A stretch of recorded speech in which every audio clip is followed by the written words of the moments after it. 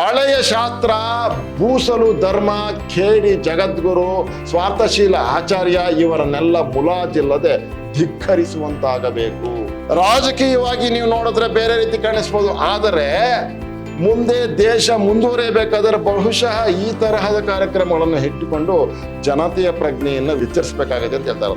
ಎಲ್ಲಿ ಹಳೆಯ ಕಂದಾಚಾರಗಳನ್ನ ಮೌಲ್ಯಗಳು ಅಂತ ಭಾವಿಸ್ಕೊಂಡಿರ್ತಾರೋ ಸಾವಿರಾರು ವರ್ಷಗಳಿಂದ ಅವುಗಳನ್ನ ಮೌಲ್ಯಗಳು ಅಂತ ಅಂದ್ಬಿಟ್ಟು ಹೃದಯದಿಂದ ಹೃದಯಕ್ಕೆ ದಾಟಿಸ್ತಾ ಇದ್ದಾಗ ಅವುಗಳನ್ನ ಕಿತ್ತೊಗೆಯೋದಕ್ಕೆ ಕಷ್ಟ ಆಗೋಗುತ್ತೆ.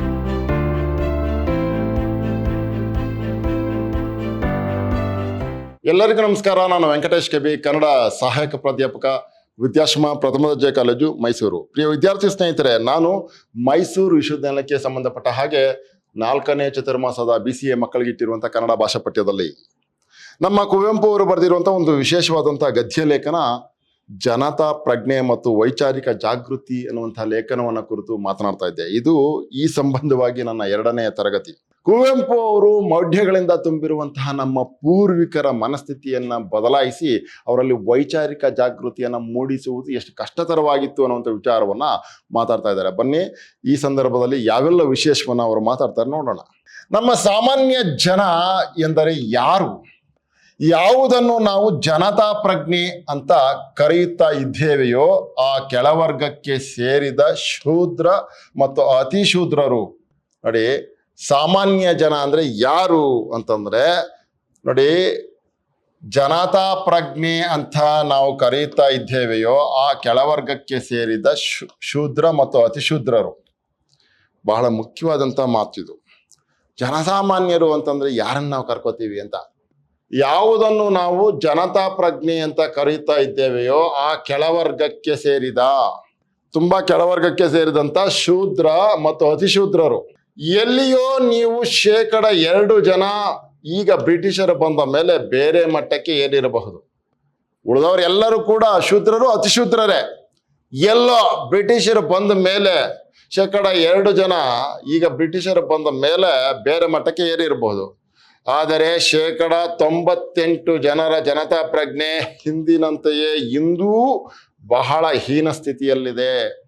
ಬ್ರಿಟಿಷರು ಬಂದಾಗ ಕೇವಲ 2% ಜನ ವಿದ್ಯಾಭ್ಯಾಸವನ್ನು ಪಡ್ಕೊಂಡು ನೀವು ಬೇರೆ ರೀತಿಯಲ್ಲಿ ಬದುಕ್ತಾ ಇರ್ಬೋದು. ಆದರೆ ಈಗಲೂ ಕೂಡ 98% ಜನರ ಜನತಾ ಪ್ರಜ್ಞೆ ಇದೆಯಲ್ಲ, ಅದು ಹಿಂದಿನಂತೆಯೇ ಇಂದು ಬಹಳ ಹೀನ ಸ್ಥಿತಿಯಲ್ಲಿಯೇ ಇದೆ.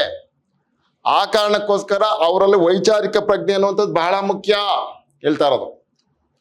ನಾನು ನಮ್ಮ ಸ್ನೇಹಿತರು ಬಂದು ಮಾತನಾಡಿದಾಗ ಹೇಳಿದೆ, ನೀವು 4 ಜನ ಇಲ್ಲಿ ಕುಳಿತುಕೊಂಡು ಮಾತನಾಡಿ ಉಪನ್ಯಾಸ ಮಾಡಿದರೆ ಆಗಲಿಲ್ಲ. ನೀವು 4 ಜನ ಇಲ್ಲಿ ಕೂತ್ಕೊಂಡು ಉಪನ್ಯಾಸ ಮಾಡಿದ್ರೆ ಪ್ರಯೋಜನ ಇಲ್ಲ ರೀ. ಅಷ್ಟು ಜನಕೋಟಿಯನ್ನ ಮುಟ್ಟೋದು ಹೇಗೆ? ಅವ್ರು ಬದಲಾಗೋದು ಹೇಗೆ? ಸಾಧ್ಯ ಇದೆಯಾ? ನೀವು ಮತ್ತು ನಿಮ್ಮಂತೆ ಇರೋ ಯುವಕರು ಪ್ರತಿ ಹಳ್ಳಿಗೂ ಹೋಗಿ ಅಲ್ಲಿಯ ತರುಣ ವರ್ಗವನ್ನು ಸೇರಿಸಿ, ಏಕೆಂದರೆ ವಯಸ್ಸಾದವರನ್ನು ಸೇರಿಸುವುದಕ್ಕೆ ಹೋದರೆ ಅವರು ಪರಿವರ್ತನೆ ಹೊಂದುವುದಕ್ಕೆ ಸಾಧ್ಯವಿಲ್ಲದೆ ಇರಬಹುದು. ಅಷ್ಟೇ ಅಲ್ಲದೆ ಅವರು ವಿರುದ್ಧವಾಗಿಯೂ ಹೋಗಬಹುದು. ಜನಸಾಮಾನ್ಯರಲ್ಲಿ ಬಹಳ ಮುಖ್ಯವಾಗಿ ನೀವು ಗಮನ ಇಟ್ಕೊಂಡು ಸೇರಿಸ್ಕೋಬೇಕಾಗಿದ್ದು ಯುವಕರನ್ನ. ಯಾಕೆ ವಯಸ್ಕರನ್ನು ಸೇರಿಸ್ಕೋಬಾರ್ದು ಅಂತಂದ್ರೆ, ಏಕೆಂದರೆ ವಯಸ್ಸಾದವರನ್ನು ಸೇರಿಸುವುದಕ್ಕೆ ಹೋದರೆ ಅವರು ಪರಿವರ್ತನೆ ಹೊಂದುವುದಕ್ಕೆ ಸಾಧ್ಯವಿಲ್ಲದೆ ಇರಬಹುದು. ಅವರು ಬದಲಾವಣೆ ಆಗದೆ ಇರಬಹುದು, ಗಟ್ಟಿಯಾಗಿ ನಿಂತ್ಕೊಬಿಟ್ಟಿರ್ತಾರೆ. ಅಥವಾ ಅಷ್ಟೇ ಅಲ್ಲದೆ ಅವರು ವಿರುದ್ಧವಾಗಿಯೂ ಹೋಗಬಹುದು. ನಮ್ಮ ವೈಚಾರಿಕ ಜಾಗೃತಿಗೆ ವಿರುದ್ಧವಾಗಿ ಹೊರಟೋಗ್ಬಿಡ್ಬೋದು. ಆ ಕಾರಣಕ್ಕೆ ಅವ್ರನ್ನ ಗುಂಪುಗೂಡಿಸೋದು ಬೇಡ, ಅವ್ರನ್ನ ನಾವು ಗಮನ ಸೆಳೆಯೋದು ಬೇಡ. ಒಂದು ರೀತಿಯ ವಿಚಾರ ವೇದಿಕೆಗಳನ್ನು ನಿರ್ಮಿಸಬೇಕು. ಯಾರನ್ನ ಸೇರಿಸ್ಕೊಂಡು? ಯುವಕರನ್ನ ಪ್ರತಿ ಹಳ್ಳಿಗಳಲ್ಲಿಯೂ ಸೇರಿಸ್ಕೊಂಡು. ಇಲ್ಲಿ ಯುವಕರೇ ಮುಖ್ಯರಾಗಿರ್ಬೇಕೇ ಹೊರತು ತರುಣ ವರ್ಗದವರನ್ನ ಸೇರಿಸ್ಕೊಳ್ಬೇಕು. ತರುಣ ವರ್ಗದವ್ರನ್ನ ಯಾಕೆ ಸೇರಿಸ್ಕೋಬೇಕು ಅಂತಂದ್ರೆ, ವಯಸ್ಸಾಗಿರೋರನ್ನ ಸೇರಿಸ್ಕೊಂಡ್ರೆ ಅವರು ವಿರುದ್ಧವಾಗಿ ಹೋಗ್ಬೋದು, ಅಥವಾ ನಾವು ಹೇಳುವಂತಹ ಈ ತತ್ವ ಸಿದ್ಧಾಂತಗಳನ್ನ ಆರೋಗ್ಯಪೂರ್ಣವಾದವನ್ನ ಅವರು ಒಪ್ಪದೇ ಇರ್ಬೋದು, ತಿರಸ್ಕರಿಸಬಹುದು. ಆ ಕಾರಣಕ್ಕೆ ತರುಣ ವರ್ಗದವರನ್ನ ಸೇರಿಸ್ಕೊಂಡು ಒಂದು ವಿಚಾರ ವೇದಿಕೆಯನ್ನ ಮಾಡ್ಕೊಳ್ಳೋದು ಒಳ್ಳೇದು ಅಂತ ಹೇಳ್ತಾರೆ. ಹಳ್ಳಿಗೂ ಇಂಥ ಒಂದೊಂದು ವಿಚಾರ ವೇದಿಕೆ ಇರಬೇಕು. ಪ್ರತಿ ಹಳ್ಳಿಯಲ್ಲೂ ಕೂಡ ಈ ಥರದೊಂದು ವಿಚಾರ ವೇದಿಕೆ, ವೈಚಾರಿಕ ವೇದಿಕೆ ಇರಲೇಬೇಕು. ಆಗ ಹೆಚ್ಚು ಪ್ರಗತಿಪರವಾಗಿ ರಾಜ್ಯ, ದೇಶ, ನಾಡು ಇರ್ಲಿಕ್ಕೆ ಸಾಧ್ಯ ಆಗುತ್ತೆ ಅಂತ ಹೇಳೋದು. ಓದು ಬರಹ ಬರದೇ ಇದ್ದ ತರುಣರು ಕೂಡ ಅದಕ್ಕೆ ಸೇರಬಹುದು. ಓದು ಬರಹ ಗೊತ್ತಿಲ್ಲದೆ ಇರೋರು ಕೂಡ ಆ ವೇದಿಕೆಗೆ ಸೇರ್ಬೋದು. ಆ ವಿಚಾರ ವೇದಿಕೆಗಳಲ್ಲಿ ತರುಣರಿಗೆ ಹಳೆಯ ನಂಬಿಕೆ ಆಚಾರಗಳನ್ನೆಲ್ಲ ಪ್ರಶ್ನಿಸುವುದನ್ನು ಕಲಿಸಬೇಕು. ಇದು ಬಹಳ ಮುಖ್ಯವಾದದ್ದು. ಆ ವಿಚಾರ ವೇದಿಕೆಯ ಉದ್ದೇಶ ಏನು, ಅದು ಸಾರ್ಥಕವಾಗೋದು ಯಾವಾಗ ಅಂತಂದ್ರೆ ಆ ತರುಣರಿಗೆ, ಆ ವಿಚಾರ ವೇದಿಕೆಯಲ್ಲಿ ಸೇರುವ ಎಲ್ಲ ತರುಣರಿಗೆ ಹಳೆಯ ನಂಬಿಕೆ ಆಚಾರಗಳನ್ನೆಲ್ಲ ಪ್ರಶ್ನಿಸುವುದನ್ನು ಕಲಿಸಬೇಕು. ಸುಮ್ಮನೆ ಮೂಢರಾಗಿ ಯಾವುದನ್ನು ನಾವು ಅನುಸರಿಸ್ತಾ ಇದ್ದೀವಿ, ನೀವು ಹೀಗೆ ಅನುಸರಿಸೋದಿದೆಯಲ್ಲ ಇದರಿಂದ ಯಾವ ಪ್ರಯೋಜನವೂ ಇಲ್ಲಪ್ಪ. ನೀವುಗಳು ಇಂತಹ ಕುರುಡು ನಂಬಿಕೆಗಳನ್ನ ಪ್ರಶ್ನಿಸಬೇಕು ಅನ್ನುವಂಥದ್ದನ್ನು ಕಲಿಸಬೇಕು. ಅದು ಬಹಳ ಮುಖ್ಯವಾಗಿರೋದು. ಈ ವಿಚಾರ ವೇದಿಕೆಗಳ, ಈ ವೈಚಾರಿಕ ವೇದಿಕೆಗಳ ಮುಖ್ಯ ಉದ್ದೇಶ ಇದಾಗಿರ್ಬೇಕು ಅಂತ ಹೇಳ್ತಾ ಇರೋದು. ಅವರ ಕಿವಿಗಳಿಗೂ ಹೊಸ ಕ್ರಾಂತಿಕಾರಕ ಘೋಷಣೆಗಳು ಬೀಳಬೇಕು. ಅವರ ಕಿವಿಗಳಿಗೂ ಹೊಸ ಕ್ರಾಂತಿಕಾರಕವಾದಂಥ ಘೋಷಣೆಗಳು ಬೀಳಬೇಕು ಅಂತ ಹೇಳ್ತಾ ಇರೋದು. ಅಲ್ಲಿ ಅವರು ಕುರುಡು ನಂಬಿಕೆಯ ಹಳೆಯ ಮೌಲ್ಯಗಳನ್ನೆಲ್ಲ ಬುದ್ಧಿಯ ಹೊರಗೆ ಹಚ್ಚಿ ಚರ್ಚಿಸುವಂತಾಗಬೇಕು. ಅದು ಬಹಳ ಮುಖ್ಯವಾದದ್ದು.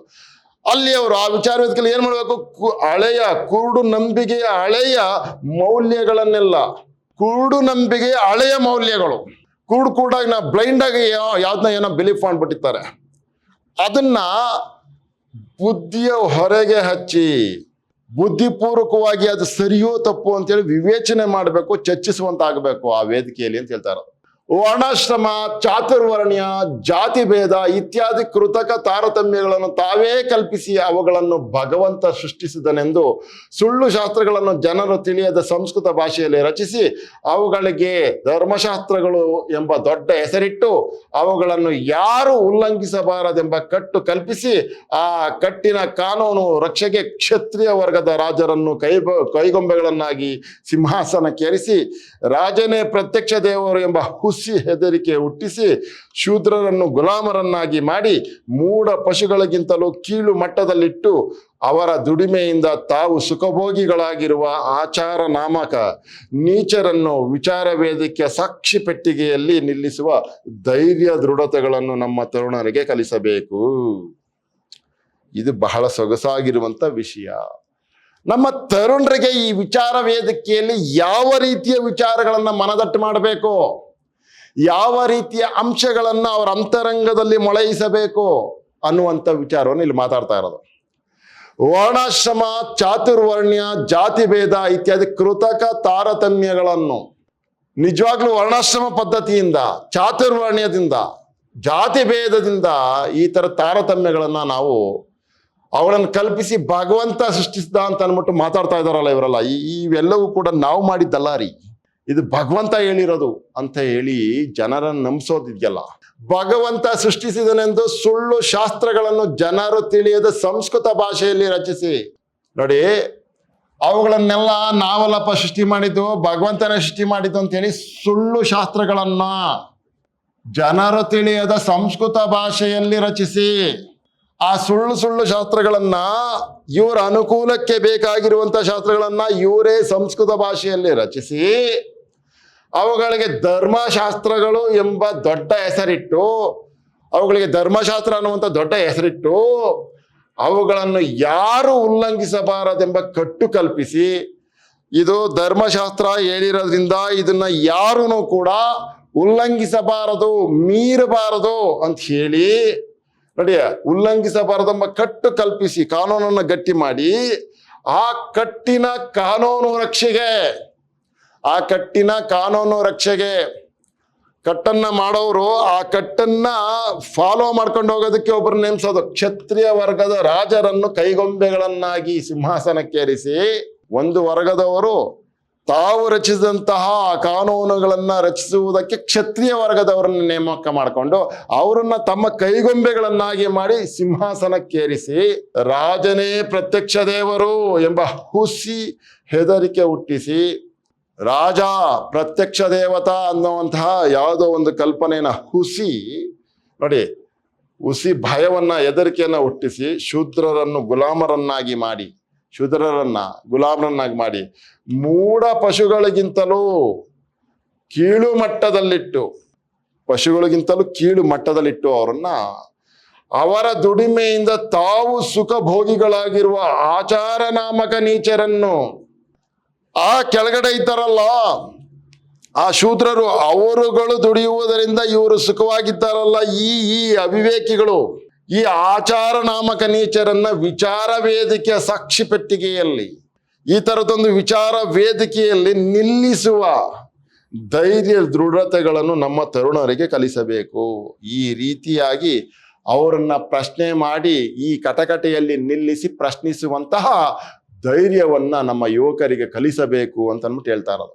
ಯುವಕರೇ ಒಂದು ಕಡೆ ಸೇರಿ ಚರ್ಚೆ ಮಾಡಿ ಸ್ವತಂತ್ರ ನಿರ್ಣಯ ತೆಗೆದುಕೊಳ್ಳುವಂತಾಗಬೇಕು. ಯುವಕರೇ ಒಂದು ಕಡೆ ಸೇರಿ ಚರ್ಚೆ ಮಾಡಿ ಸ್ವತಂತ್ರ ನಿರ್ಣಯವನ್ನ ಕೈಗೊಳ್ಳುವ ಹಾಗೆ ಆಗಬೇಕು ವಾತಾವರಣ. ಹಳೆಯ ಶಾಸ್ತ್ರ, ಭೂಸಲು ಧರ್ಮ, ಖೇಡಿ ಜಗದ್ಗುರು, ಸ್ವಾರ್ಥಶೀಲ ಆಚಾರ್ಯ ಇವರನ್ನೆಲ್ಲ ಮುಲಾಜಿಲ್ಲದೆ ಧಿಕ್ಕರಿಸುವಂತಾಗಬೇಕು. ಇದು ಆಗ್ಬೇಕು. ಆ ಥರದ್ದು ಆಗ್ಬೇಕಲ್ವೇನ್ರಿ? ಹಳೆಯ ಶಾಸ್ತ್ರ ಎಂದೋ ಮನು ಬರೆದಿಟ್ಟು ತೆಮಗೆ ನೇಮ ಆಗಬೇಕು ಅಂತ ಏನಿಲ್ಲ ಅಲ್ವಾ? ನೀರೆಡಿಸಿ ಬಂದವನಿಗೆ ಯಾವುದೋ ಒಂದು ಶಾಸ್ತ್ರವನ್ನ ಕೇಳಿ ಅವನ ಬಾಯಾರಿಕೆ ತೀರಿಸ್ಬೇಕು ಅನ್ನುವಂಥ ಧರ್ಮ ಬೇಕಾಗಿಲ್ಲ ಅಂತ.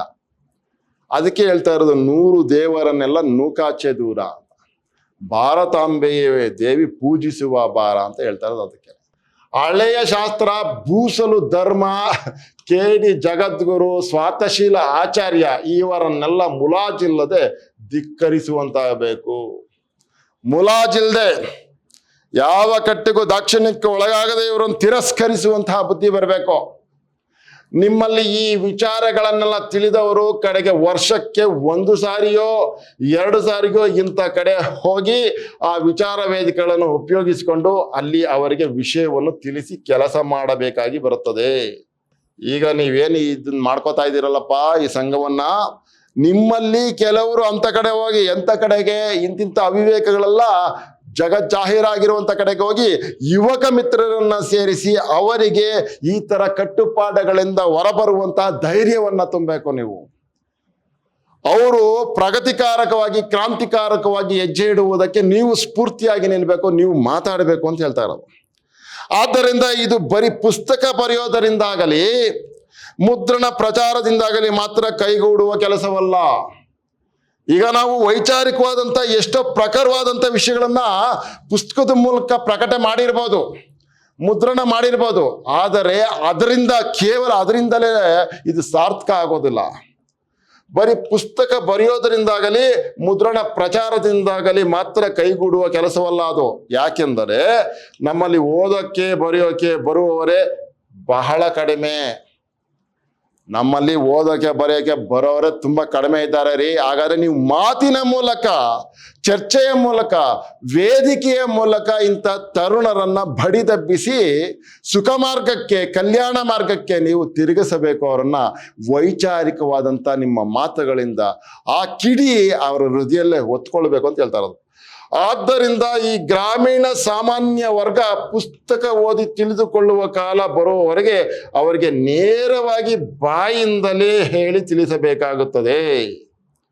ಈ ಗ್ರಾಮೀಣ ವರ್ಗದ ಯುವಕರು ಪುಸ್ತಕವನ್ನ ಓದಿ ತಿಳಿದುಕೊಳ್ಳುವ ಹಂತಕ್ಕೆ ಬರುವವರೆಗೂ ಬಾಯಿಂದಲೇ ಹೇಳಿ ಅವರನ್ನ ವೈಚಾರಿಕವಾಗಿ ಜಾಗೃತಿಗೊಳಿಸಬೇಕಾದಂಥ ಅನಿವಾರ್ಯತೆ ಇದೆ ಅಂತ ಅಂದ್ಬಿಟ್ಟು ಕುವೆಂಪು ಅವರು ಮಾತಾಡ್ತಾ ಇರೋದು. ಮುಂದಕ್ಕೆ ನಾವು ರಾಜಕೀಯವಾಗಿ ನೀವು ಒಪ್ಪಿ ಬಿಡಿ. ಈಗ ಈ ತುರ್ತು ಪರಿಸ್ಥಿತಿಯ ದೆಸೆಯಿಂದ ಏನೋ 20 ಅಂಶದ ಕಾರ್ಯಕ್ರಮಗಳು ಎಂದು ಹಾಕಿಕೊಂಡಿದ್ದಾರಲ್ಲ, ಇವುಗಳೆಲ್ಲ ನಿಜವಾಗಿಯೂ ಸಮರ್ಪಕವಾಗಿ ನಡೆದರೆ ಖಂಡಿತ ಸ್ವಲ್ಪ ಮಟ್ಟಿಗಾದರೂ ಪ್ರಯೋಜನವಾಗುತ್ತದೆ. ಬಹಳ ಸೊಗಸಾಗಿದೆ. ರಾಜಕೀಯವಾಗಿ ನೀವು ಒಪ್ಪಿ ಬಿಡಿ. ಈಗ ಈ ತುರ್ತು ಪರಿಸ್ಥಿತಿಯ ದೆಸೆಯಿಂದ ಏನೋ 20 ಅಂಶದ ಕಾರ್ಯಕ್ರಮಗಳು ಎಂದು ಹಾಕಿಕೊಂಡಿದ್ದಾರಲ್ಲ, ಇವುಗಳೆಲ್ಲ ನಿಜವಾಗಿಯೂ ಸಮರ್ಪಕವಾಗಿ ನಡೆದರೆ ಖಂಡಿತ ಸ್ವಲ್ಪ ಮಟ್ಟಿಗಾದರೂ ಪ್ರಯೋಜನವಾಗುತ್ತದೆ. ಎಮರ್ಜೆನ್ಸಿ ಜಾರಿಯಾದಂತಹ ಸಂದರ್ಭದಲ್ಲಿ ಈ ಮಾತುಗಳನ್ನು ಹೇಳ್ತಾ ಇರೋದು. ಜನಸಾಮಾನ್ಯ ವರ್ಗಕ್ಕೆ ನೀವು ರಾಜಕೀಯ ದೃಷ್ಟಿಯಿಂದ ನೋಡಿದಾಗ ಬೇರೆ ತರಹ ಕಾಣಿಸಬಹುದು. ಆದರೆ ಮುಂದೆ ದೇಶ ಮುಂದುವರಿಯಬೇಕಾದರೆ ಬಹುಶಃ ಈ ತರಹದ ಕಾರ್ಯಕ್ರಮಗಳನ್ನು ಇಟ್ಟುಕೊಂಡು ಜನತೆಯ ಪ್ರಜ್ಞೆಯನ್ನು ನಾವು ಎಚ್ಚರಿಸಬೇಕಾಗುತ್ತದೆ. ರಾಜಕೀಯವಾಗಿ ನೀವು ನೋಡಿದ್ರೆ ಬೇರೆ ರೀತಿ ಕಾಣಿಸ್ಬೋದು, ಆದರೆ ಮುಂದೆ ದೇಶ ಮುಂದುವರಿಯಬೇಕಾದರೆ ಬಹುಶಃ ಈ ತರಹದ ಕಾರ್ಯಕ್ರಮಗಳನ್ನು ಇಟ್ಟುಕೊಂಡು ಜನತೆಯ ಪ್ರಜ್ಞೆಯನ್ನು ವಿಸ್ತರಿಸಬೇಕು, ನಾವು ಎಚ್ಚರಿಸಬೇಕಾಗತ್ತೆ ಅಂತ ಹೇಳ್ತಾ ಇರೋದು. ಅವರ ನೈಜ ಉದ್ಧಾರ ಕೈಗೂಡಲು ಇದಕ್ಕೆ ಒಂದು ವಿಚಾರ ಶಕ್ತಿ, ಇನ್ನೊಂದು ವಿಜ್ಞಾನ ದೃಷ್ಟಿ, ಇವೆರಡೂ ಅತ್ಯಂತ ಅವಶ್ಯಕ. ಅವರ ನೈಜ ಉದ್ಧಾರ ಕೈಗೂಡಲು, ಸಾಮಾನ್ಯ ಜನರ ನೈಜ ಉದ್ಧಾರ ಕೈಗೂಡಬೇಕು ಅಂತಂದ್ರೆ, ವಾಸ್ತವವಾಗಿ ಅವರು ಬೆಳಿಬೇಕು, ಅಭಿವೃದ್ಧಿಗೊಳ್ಳಬೇಕು ಅಂತಂದ್ರೆ ಇದಕ್ಕೆ ಒಂದು ವಿಚಾರ ಶಕ್ತಿ ಇರಬೇಕು. ಅವ್ರಿಗೆ ಯಾವುದು ಸರಿ ಇಲ್ಲ ಅನ್ನುವಂಥ ತಿಳ್ಕೊಳ್ಳೋ ಶಕ್ತಿ ಇರಬೇಕು. ಅದ್ರ ಜೊತೆಗೆ ಇನ್ನೊಂದು ವಿಜ್ಞಾನ ದೃಷ್ಟಿ, ಇವೆರಡೂ ಅತ್ಯಂತ ಅವಶ್ಯಕ. ವಿಜ್ಞಾನವಿಲ್ಲದೆ ವಿಚಾರ, ವಿಚಾರವಿಲ್ಲದೆ ವಿಜ್ಞಾನ, ಇವೆರಡನ್ನೂ ಕೂಡ ಇಲ್ಲದೆ ಯಾವುದನ್ನು ಯುವಕರಿಗೆ ಹೇಳೋ ಹಾಗಿಲ್ಲ. ಅವೆರಡೂ ತಿಳುವಳಿಕೆಗಳನ್ನು ಯುವಕರು ಕೊಡಬೇಕು ಅಂತ ಹೇಳ್ತಾ ಇರೋದು. ಹಳೆಯ ಮೌಲ್ಯಗಳಿಂದ ಮತ್ತು ಹಳೆಯ ಮೌಢ್ಯಗಳಿಂದ ಜನರನ್ನು ಪಾರು ಮಾಡಿ ಅವರಲ್ಲಿ ವೈಜ್ಞಾನಿಕ ದೃಷ್ಟಿ ಮತ್ತು ವೈಚಾರಿಕ ಬುದ್ಧಿ ಮೂಡುವಂತೆ ಮಾಡದಿದ್ದರೆ ನೀವು ಅವರ ಅಭಿವೃದ್ಧಿಗಾಗಿ ಮಾಡುವ ಸಾಹಸವೆಲ್ಲ ನೀರಿನಲ್ಲಿ ಮಾಡಿದ ಹೋಮವಾಗುತ್ತದೆ.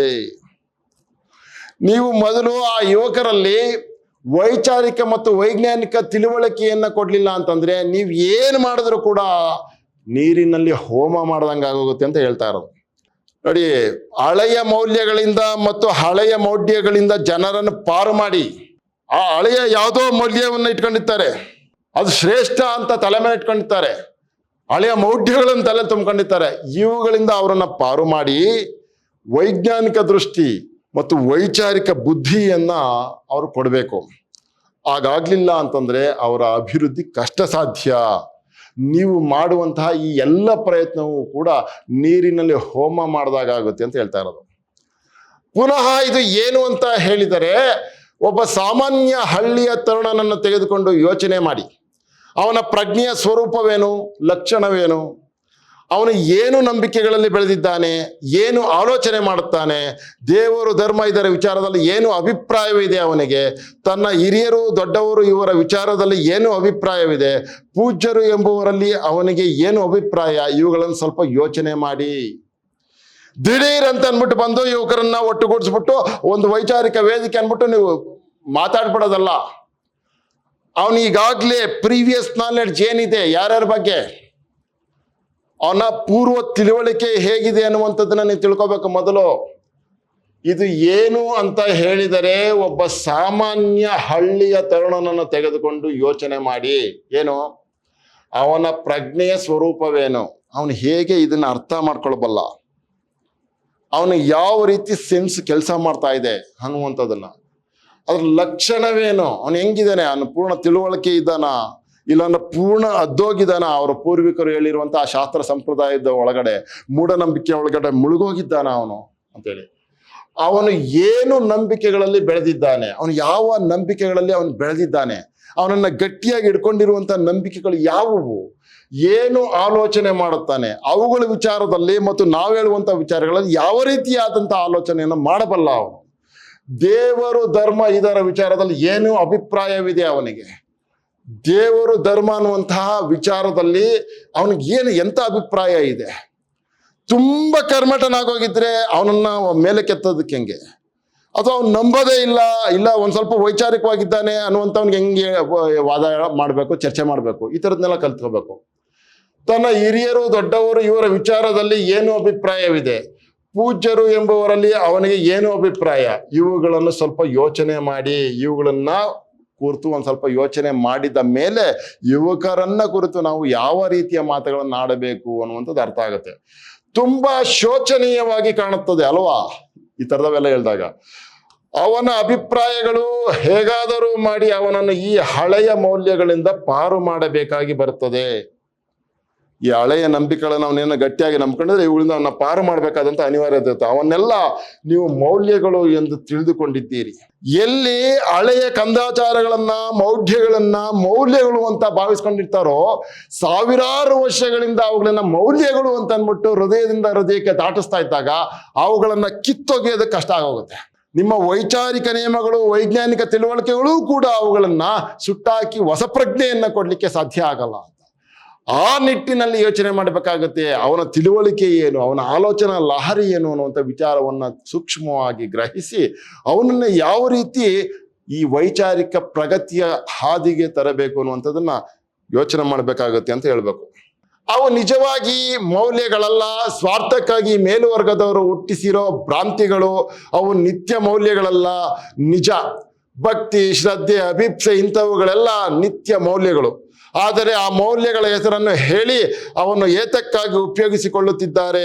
ದೇವರ ಹೆಸರಿನಲ್ಲಿ, ಧರ್ಮದ ಹೆಸರಿನಲ್ಲಿ, ಭಕ್ತಿಯ ಪೂಜೆ ಹೆಸರಿನಲ್ಲಿ, ತಿರುಪತಿ ಹೆಸರಿನಲ್ಲಿ, ಉಡುಪಿ ಹೆಸರಿನಲ್ಲಿ, ಧರ್ಮಸ್ಥಳದ ಹೆಸರಿನಲ್ಲಿ ಜನರನ್ನು ಹೆದರಿಸಿ ಯಾವ ರೀತಿ ಸುಲಿಗೆ ಮಾಡುತ್ತಿದ್ದಾರೆ, ಮೋಸ ಮಾಡುತ್ತಿದ್ದಾರೆ, ಅದನ್ನೆಲ್ಲ ವಿವರಿಸಿ ತಿಳಿಯ ಹೇಳಬೇಕು. ಅದು ಬಹಳ ಮುಖ್ಯ. ಅವು ನಿಜವಾಗಿ ಮೌಲ್ಯಗಳಲ್ಲ. ಅವು ನಿಜವಾಗಿ ಮೌಲ್ಯಗಳಲ್ಲ ರೀ. ಸ್ವಾರ್ಥಕ್ಕಾಗಿ ಮೇಲುವರ್ಗದವರು ಹುಟ್ಟಿಸಿರೋ ಭ್ರಾಂತಿಗಳು ಅನ್ನುವಂಥದ್ದನ್ನ ನೀವು ಆ ಯುವಕ ಮಿತ್ರರಲ್ಲಿ ಅರ್ಥ ಮಾಡಿಸ್ಬೇಕು. ಅವು ನಿತ್ಯ ಮೌಲ್ಯಗಳಲ್ಲ, ನಿಜ. ಅವು ನಿತ್ಯ ಮೌಲ್ಯಗಳಲ್ಲ, ನಿಜ. ಭಕ್ತಿ, ಶ್ರದ್ಧೆ, ಅಭಿಪ್ಸೆ ಇಂಥವುಗಳೆಲ್ಲ ನಿತ್ಯ ಮೌಲ್ಯಗಳು. ಹೌದಪ್ಪ, ಅವ್ರು ಯಾವುದೋ ಹೇಳ್ತಾರೆ, ಅವೆಲ್ಲ ನಿತ್ಯ ಮೌಲ್ಯಗಳಲ್ಲ. ಆದ್ರೆ ಭಕ್ತಿ ಎನ್ನುವಂಥದ್ದು, ಶ್ರದ್ಧೆ ಎನ್ನುವಂಥದ್ದು, ಅಭಿಪ್ಸೆ ಎನ್ನುವಂಥದ್ದು ಇವುಗಳೆಲ್ಲ ನಿತ್ಯ ಮೌಲ್ಯಗಳು. ಇವುಗಳಿಂದ ನೀವು ಹೆಂಗೆ ಈಚೆಗೆ ತರ್ತೀರಿ ಅವರನ್ನು? ಆದರೆ ಆ ಮೌಲ್ಯಗಳ ಹೆಸರನ್ನು ಹೇಳಿ, ನಿಜ ಭಕ್ತಿ, ಶ್ರದ್ಧೆ, ಅಭಿಪ್ಸೆ ಅನ್ನುವಂಥ ಮೌಲ್ಯಗಳ ಹೆಸರುಗಳನ್ನ ಹೇಳಿ, ಆ ಮೌಲ್ಯಗಳ ಹೆಸರನ್ನು ಹೇಳಿ ಅವನ್ನು ಏತಕ್ಕಾಗಿ ಉಪಯೋಗಿಸಿಕೊಳ್ಳುತ್ತಿದ್ದಾರೆ. ಭಕ್ತಿ ಅನ್ನುವಂಥ ಹೆಸರಿನಲ್ಲಿ, ಮೌಲ್ಯ ಅನ್ನುವಂಥ ಹೆಸರಿನಲ್ಲಿ, ಶ್ರದ್ಧೆ ಅನ್ನುವಂಥ ಹೆಸರಿನಲ್ಲಿ ಇವರು ಯಾವ ರೀತಿ ನಿಮ್ಮನ್ನ ಬಳಸ್ಕೊತಾ ಇದ್ದಾರೆ ಅನ್ನುವಂಥ ವಿಚಾರವನ್ನು ಅವ್ರಿಗೆ ಮನದಟ್ಟು ಮಾಡಬೇಕಾಗತ್ತೆ. ಆಗ ಹೌದು ನಮಗೆ ಇದು ಭಕ್ತಿ ಎನ್ನುವಂಥದ್ದನ್ನ ಹೇಳಿ, ಶ್ರದ್ಧೆ ಎನ್ನುವಂಥದ್ದನ್ನ ಹೇಳಿ ನಮ್ಮನ್ನ ಅವರ ಕಾರಣಕ್ಕಾಗಿ ಅವರ ಅನುಕೂಲಕ್ಕೆ ಬಳಸ್ಕೊತಾ ಇದ್ದಾರೆ ಅನ್ನುವಂಥದ್ದು ಈ ಯುವಕರಿಗೆ ಜ್ಞಾನೋದಯವಾಗುವ ರೀತಿಯಲ್ಲಿ ಪ್ರಜ್ಞೆಯನ್ನ ಬೆಳೆಸಬೇಕಾಗುತ್ತದೆ ಅಂತ. ದೇವರ ಹೆಸರಿನಲ್ಲಿ, ಧರ್ಮದ ಹೆಸರಿನಲ್ಲಿ, ಭಕ್ತಿಯ ಪೂಜೆಯ ಹೆಸರಿನಲ್ಲಿ, ತಿರುಪತಿಯ ಹೆಸರಿನಲ್ಲಿ, ಉಡುಪಿಯ ಹೆಸರಿನಲ್ಲಿ, ಧರ್ಮಸ್ಥಳದ ಹೆಸರಿನಲ್ಲಿ ಜನರನ್ನು ಹೆದರಿಸಿ ಯಾವ ರೀತಿ ಸುಲಿಗೆ ಮಾಡುತ್ತಿದ್ದಾರೆ, ಮೋಸ ಮಾಡುತ್ತಿದ್ದಾರೆ ಅದನ್ನೆಲ್ಲ ವಿವರಿಸಿ ತಿಳಿಯ ಹೇಳಬೇಕು. ತಿರುಪತಿ ಹೆಸರಿನಲ್ಲಿ, ಧರ್ಮದ ಹೆಸರಿನಲ್ಲಿ, ಧರ್ಮಸ್ಥಳದ ಹೆಸರಿನಲ್ಲಿ ಯಾವ ರೀತಿಯಲ್ಲಿ ಮೋಸ ಮಾಡ್ತಾ ಇದ್ದಾರೆ ಯುವಕರನ್ನ, ಜನರನ್ನ ಅನ್ನುವಂಥದ್ದನ್ನ ಪೂರ್ಣ ಪ್ರಮಾಣದಲ್ಲಿ ಅರ್ಥವಾಗುವ ಹಾಗೆ ಅವ್ರಿಗೆ ಹೇಳ್ಕೊಡ್ಬೇಕಾಗತ್ತೆ ಅಂತ ಹೇಳ್ತಾರೆ. ಇದಕ್ಕೆ ಅತ್ಯಂತ ಅವಶ್ಯಕವಾದದ್ದು ಎಂದರೆ ವಿಚಾರ ಮಾರ್ಗದಲ್ಲಿ ತರುಣರಿಗೆ ತರಬೇತಿ ಕೊಡುವುದು, ತಿಳುವಳಿಕೆಯನ್ನ ಕೊಡೋದು, ತರಬೇತಿಯನ್ನ ಕೊಡೋದು. ಅದು ಬಹಳ ಮುಖ್ಯ. ಇಲ್ಲಿ ನೀವು ಈ ಉಪನ್ಯಾಸಗಳನ್ನು ಏರ್ಪಡಿಸಿ ಉತ್ಸಾಹಿ ತರುಣರಿಗೆ ಮಾರ್ಗದರ್ಶನ ಮಾಡಬೇಕು. ಇಲ್ಲಿ ಈ ವಿಚಾರವಾಗಿ ಉಪನ್ಯಾಸಗಳನ್ನು ಏರ್ಪಡಿಸಿ ಉತ್ಸಾಹಿ ತರುಣರಿಗೆ ಮಾರ್ಗದರ್ಶನ ಮಾಡಬೇಕು. ಉತ್ಸಾಹಿ ತರುಣರು ಇದ್ದೇ ಇರ್ತಾರೆ ಯಾವ ಸಮಾಜದಲ್ಲಾದ್ರೂ. ಅಂಥವ್ರಿಗೆ ನೀವು ಮಾರ್ಗದರ್ಶನ ಮಾಡಬೇಕು, ಉಪನ್ಯಾಸಗಳನ್ನ ಏರ್ಪಡಿಸ್ಬೇಕು ಇಂಥ ವಿಚಾರಗಳ ಬಗ್ಗೆ. ಹಾಗೆ ತರಬೇತಾದಂಥ ತರುಣರು ಗ್ರಾಮಾಂತರದಲ್ಲಿ ವಿಚಾರ ವೇದಿಕೆಗಳನ್ನು ನಿಲ್ಲಿಸಿ ಅಲ್ಲಲ್ಲಿಯ ತರುಣ ವರ್ಗದವರನ್ನು ಕೂಡಿಸಿ ಅವರಿಗೆ ವಿಚಾರ ಮಾರ್ಗವನ್ನು ತೋರಿಸಿಕೊಟ್ಟು ಅವರಿಗೆ ಸುಲಭವಾಗಿ ತಿಳಿಯುವ ರೀತಿಯಲ್ಲಿ ವೈಜ್ಞಾನಿಕ ದೃಷ್ಟಿ ಮತ್ತು ವೈಚಾರಿಕ ಬುದ್ಧಿಗಳನ್ನು ನಿದರ್ಶನ ಸಹಿತ ನೀಡಬೇಕಾಗುತ್ತದೆ. ಒಂದಷ್ಟು ಜನ ಯುವಕರನ್ನ ಕೂಡಿಸ್ಕೊಂಡು ನೀವು ತಿಳುವಳಿಕೆಯನ್ನ ಹೇಳಬೇಕು. ಆ ತಿಳುವಳಿಕೆಯನ್ನ ಪಡೆದುಕೊಂಡ ಯುವಕರು ಮತ್ತೆ ಯುವಕರನ್ನ ಭೇಟಿ ಮಾಡಿ ಅವರನ್ನ ಸಂಗ್ರಹಿಸಿ ಕೂಡಿಸಿ ಅವರಿಗೆ ಸುಲಭವಾಗಿ ತಿಳಿಯುವ ರೀತಿಯಲ್ಲಿ ವೈಜ್ಞಾನಿಕ ದೃಷ್ಟಿ ಮತ್ತು ವೈಚಾರಿಕ ಬುದ್ಧಿಗಳನ್ನು ನಿದರ್ಶನ ಸಹಿತ ನೀಡಬೇಕಾಗುತ್ತದೆ. ನಿದರ್ಶನ ಉದಾಹರಣೆಗಳ ಸಹಿತವಾಗಿ ನೋಡಿ, ಹಿಂಗ್ ಮಾಡ್ತಾ ಇದ್ದಾರೆ ಅವರು. ಬಹಳ ಹಿಂದಿನಿಂದನೂ ಕೂಡ ಈ ರೀತಿಯಾಗಿ ದಮನ ಮಾಡ್ಕೊಂಡು ಬಂದು ನಿಮ್ಮನ್ನ ತುಳಿತಾ ಇದ್ದಾರೆ, ನಿಮ್ಮ ವೈಚಾರಿಕ ಪ್ರಜ್ಞೆಯನ್ನ, ನಿಮ್ಮ ಪ್ರಜ್ಞೆಯನ್ನ ತುಳಿತಾ ಇದ್ದಾರೆ ಅಂತ ಅಂದ್ಬಿಟ್ಟು ಅವರಿಗೆ ನಿದರ್ಶನಗಳ ಮೂಲಕ ಅವ್ರಿಗೆ ಸಾಬೀತುಪಡಿಸ್ಬೇಕಾಗತ್ತೆ. ಇಲ್ಲಿ ಯಾರಾದರೂ ನಿಮ್ಮ ಮನೆಗಳಲ್ಲಿ ಕೆಲಸ ಮಾಡುವ ಕೆಲವು ವರ್ಗದ ಜನಗಳ ಪರಿಚಯ ಇದ್ದ ಪಕ್ಷದಲ್ಲಿ ನೀವು ಅವರನ್ನು ಈ ವಿಚಾರಗಳಲ್ಲಿ ಅವರು ಹೇಗೆ ವರ್ತಿಸಿದ್ದಾರೆ, ಏನು ನಂಬಿಕೆಗಳನ್ನು ಇಟ್ಟುಕೊಂಡಿದ್ದಾರೆ, ಎಲ್ಲಿಗೆ ಹೋಗುತ್ತಿದ್ದಾರೆ, ಯಾರು ಹೇಳಿದ್ದನ್ನು ಕೇಳುತ್ತಿದ್ದಾರೆ ಎಂದೆಲ್ಲ ಕೇಳಿದರೆ ಗೊತ್ತಾಗುತ್ತದೆ. ನಾವು ಕೈಗೊಳ್ಳಲಿರುವ ಸಮಸ್ಯೆಯ ಅಗಾಧತೆಯ ಅಪಾರತೆ ಇದನ್ನೆಲ್ಲ ನೀವು ನೋಡಿದರೆ ಈ ಕೆಲಸಗಳನ್ನೆಲ್ಲ ನಾವು ಎಷ್ಟು ಕಾಲ ಮಾಡಬೇಕಾಗುತ್ತದೆ, ಎಷ್ಟು ಎಚ್ಚರಿಕೆಯಿಂದ ಮಾಡಬೇಕಾಗುತ್ತದೆ ಅನ್ನೋದು ನಿಮಗೆ ಗೊತ್ತಾಗುತ್ತದೆ. ನೀವುಗಳು ಈ ವಿಚಾರಗಳನ್ನ ಮಾಡ್ಕೋಬೇಕು ಅಂತಂದ್ರೆ ನಿಮ್ಮ ಮನೆಗಳಲ್ಲಿ ಮಾಡುವಂತ ಕೆಲಸದ ವರ್ಗದವರೆಲ್ಲ ಬರ್ತಿರ್ತಾರಲ್ಲ, ಕೆಲಸ ವರ್ಗದವರು ಈ ತರದವರೆಲ್ಲ ಅವ್ರನ್ನ ವಿಚಾರ ಮಾಡಿ ಸಾಕು. ನಿಮ್ಮ ಮನೆಗಳಲ್ಲೇ ನಿಮ್ಮ ಕೆಲಸಗಳನ್ನ ಮಾಡಕ್ ಬರ್ತಿರ್ತಾರಲ್ಲ ಅವರುಗಳನ್ನೇ ವಿಚಾರಿಸಿದ್ರು ಗೊತ್ತಾಗೋಗುತ್ತೆ ಅವರು ಯಾವ್ಯಾವ ಮಟ್ಟದಲ್ಲಿ ತಮ್ಮ ಬುದ್ಧಿಮತ್ತೆಯನ್ನು ಇರಿಸ್ಕೊಂಡಿದ್ದಾರೆ ಅಂತ. ಯಾರಾದರೂ ನಿಮ್ಮ ಮನೆಗಳಲ್ಲಿ ಕೆಲಸ ಮಾಡುವ ಕೆಲವು ವರ್ಗದ ಜನಗಳ ಪರಿಚಯ ಇದ್ದ ಪಕ್ಷದಲ್ಲಿ ನೀವು ಅವರನ್ನು ಈ ವಿಚಾರಗಳಲ್ಲಿ ಅವರು ಹೇಗೆ ವರ್ತಿಸಿದ್ದಾರೆ, ಏನು ನಂಬಿಕೆಗಳನ್ನು ಇಟ್ಟುಕೊಂಡಿದ್ದಾರೆ, ಎಲ್ಲಿಗೆ ಹೋಗುತ್ತಿದ್ದಾರೆ, ಯಾರು ಹೇಳಿದ್ದನ್ನು ಕೇಳುತ್ತಿದ್ದಾರೆ ಎಂದೆಲ್ಲ ಕೇಳಿದರೆ ಗೊತ್ತಾಗುತ್ತದೆ. ಯಾರು ಹೇಳಿದ್ದನ್ನ ಹೆಚ್ಚು ನಂಬ್ತಾ ಇದ್ದಾರೆ, ಯಾವ ಕಾರಣಕ್ಕೆ ನಂಬ್ತಾ ಇದ್ದಾರೆ ಅನ್ನುವಂಥದ್ದನ್ನ ನೀವು ನಿಮ್ಮ ಮನೆಗೆ ಬರುವಂತ ಜನಗಳನ್ನೇ ಕೇಳಿ. ಆಗ ಇವ್ರಿಂಥವ್ರು ಹಿಂಗೆ ಹೇಳಿದ್ರು, ಆ ಕಾರಣಕ್ಕೆ ಹಿಂಗೆ ನಂಬ್ಕೊಂಡಿದ್ವಿ, ನಾವು ಇದ್ರ ಮೇಲೆ ಭಕ್ತಿ, ಇದ್ರ ಮೇಲೆ ಶ್ರದ್ಧೆ, ಇಂಥ ಕಾರಣಕ್ಕೆ ಶ್ರದ್ಧೆ ಅನ್ನುವಂಥದ್ದನ್ನೆಲ್ಲ ಅವ್ರು ಹೇಳ್ತಾರೆ ಅಂತ ಹೇಳ್ತಾ ಇರೋದು. ನಾವು ಕೈಗೊಳ್ಳಲಿರುವ ಸಮಸ್ಯೆಯ ಅಗಾಧತೆಯ ಅಪಾರತೆ ಇದನ್ನೆಲ್ಲ ನೀವು ನೋಡಿದರೆ ಈ ಕೆಲಸಗಳನ್ನೆಲ್ಲ ನಾವು ಎಷ್ಟು ಕಾಲ ಮಾಡಬೇಕಾಗುತ್ತದೆ, ಎಷ್ಟು ಎಚ್ಚರಿಕೆಯಿಂದ ಮಾಡಬೇಕಾಗುತ್ತದೆ ಅನ್ನೋದು ನಿಮಗೆ ಗೊತ್ತಾಗುತ್ತದೆ. ಹಾಗೆ ನೀವು ವಿಚಾರ ಮಾಡಿದಾಗ, ತುಲನೆ ಮಾಡಿದಾಗ ನಾವು ಕೈಗೊಂಡಿರುವಂಥ ಈ ವಿಷಯವನ್ನ ಯಾವ ರೀತಿ ಎಷ್ಟು ಕಾಲದವರೆಗೂ ಮಾಡಬೇಕಾಗತ್ತೆ, ಇದರ ಫಲಿತಾಂಶಗಳೆಲ್ಲವೂ ಕೂಡ ಬರೋದಕ್ಕೆ, ಸಫಲ ಆಗೋದಕ್ಕೆ, ಸಾಫಲ್ಯ ಹೊಂದೋದಕ್ಕೆ ಅನ್ನುವಂಥದ್ದು ನಿಮಗೆ ಅರಿವು ಬರುತ್ತೆ, ಗೊತ್ತಾಗುತ್ತೆ ಅಂತ ಹೇಳ್ತಾ ಇರೋದು. ನಾನು ಬೆಂಗಳೂರು ವಿಶ್ವವಿದ್ಯಾನಿಲಯದ ಘಟಿಕೋತ್ಸವದ ಸಂದರ್ಭದಲ್ಲಿ ಕೊನೆಯ ಮಾತಾಗಿ 5 ಪದಗಳನ್ನು ಉಪಯೋಗಿಸಿ ಇವು ನಿಮ್ಮ ಜೀವನದ ಮಂತ್ರಗಳಾಗಿರಲಿ ಎಂದೆ. ಮನುಜ ಮತ, ವಿಶ್ವಪಥ, ಸರ್ವೋದಯ, ಸಮನ್ವಯ ಮತ್ತು ಪೂರ್ಣ ದೃಷ್ಟಿ ಅಂತ. ಅಂದ್ರೆ ಇನ್ನು ಮೇಲೆ ನಮಗೆ ಬೇಕಾದದು ಆ ಮತ ಈ ಮತ ಅಲ್ಲ, ಮನುಜ ಮತ. ನೋಡಿ, ಬೆಂಗಳೂರು ವಿಶ್ವವಿದ್ಯಾಲಯದ ಘಟಿಕೋತ್ಸವದಲ್ಲಿ ನಾನು ಹಿಂಗೆ ಮಾತಾಡಿದೆ ಯುವಕರನ್ನು ಉದ್ದೇಶಿಸಿ. ನಮಗೆ ಬೇಕಾಗಿರೋದು ಆ ಮತ ಈ ಮತ ಅಲ್ಲ ರೀ, ನಮಗೆ ಬೇಕಾಗಿರೋದು ಈಗ ಮನುಜ ಮತ. ಯಾವ ದಾರಿಲಿ ಹೋಗ್ಬೇಕು ನಾವು? ವಿಶ್ವಪಥ, ಸರ್ವೋದಯ, ಸರ್ವರ ಉದಯ, ಸಮನ್ವಯ ಮತ್ತು ಪೂರ್ಣ ದೃಷ್ಟಿ. ಪೂರ್ಣ ದೃಷ್ಟಿ ಎನ್ನುವಂಥದ್ದು ಬೇಕು. ಇವುಗಳಲ್ಲಿ ಯಾವುದಿಲ್ಲ ಅಂತಂದ್ರೂ ಕೂಡ ನಮ್ಮ ಹೇಳಿಗೆ, ನಾಡಿನ ಹೇಳಿಗೆ ಸಾಧ್ಯ ಇಲ್ಲ. ಅಂದ್ರೆ ಇನ್ನು ಮೇಲೆ ನಮಗೆ ಬೇಕಾದದು ಆ ಮತ ಈ ಮತ ಅಲ್ಲ, ಮನುಜ ಮತ ಬೇಕಾಗಿರೋದು ನಮಗೆ.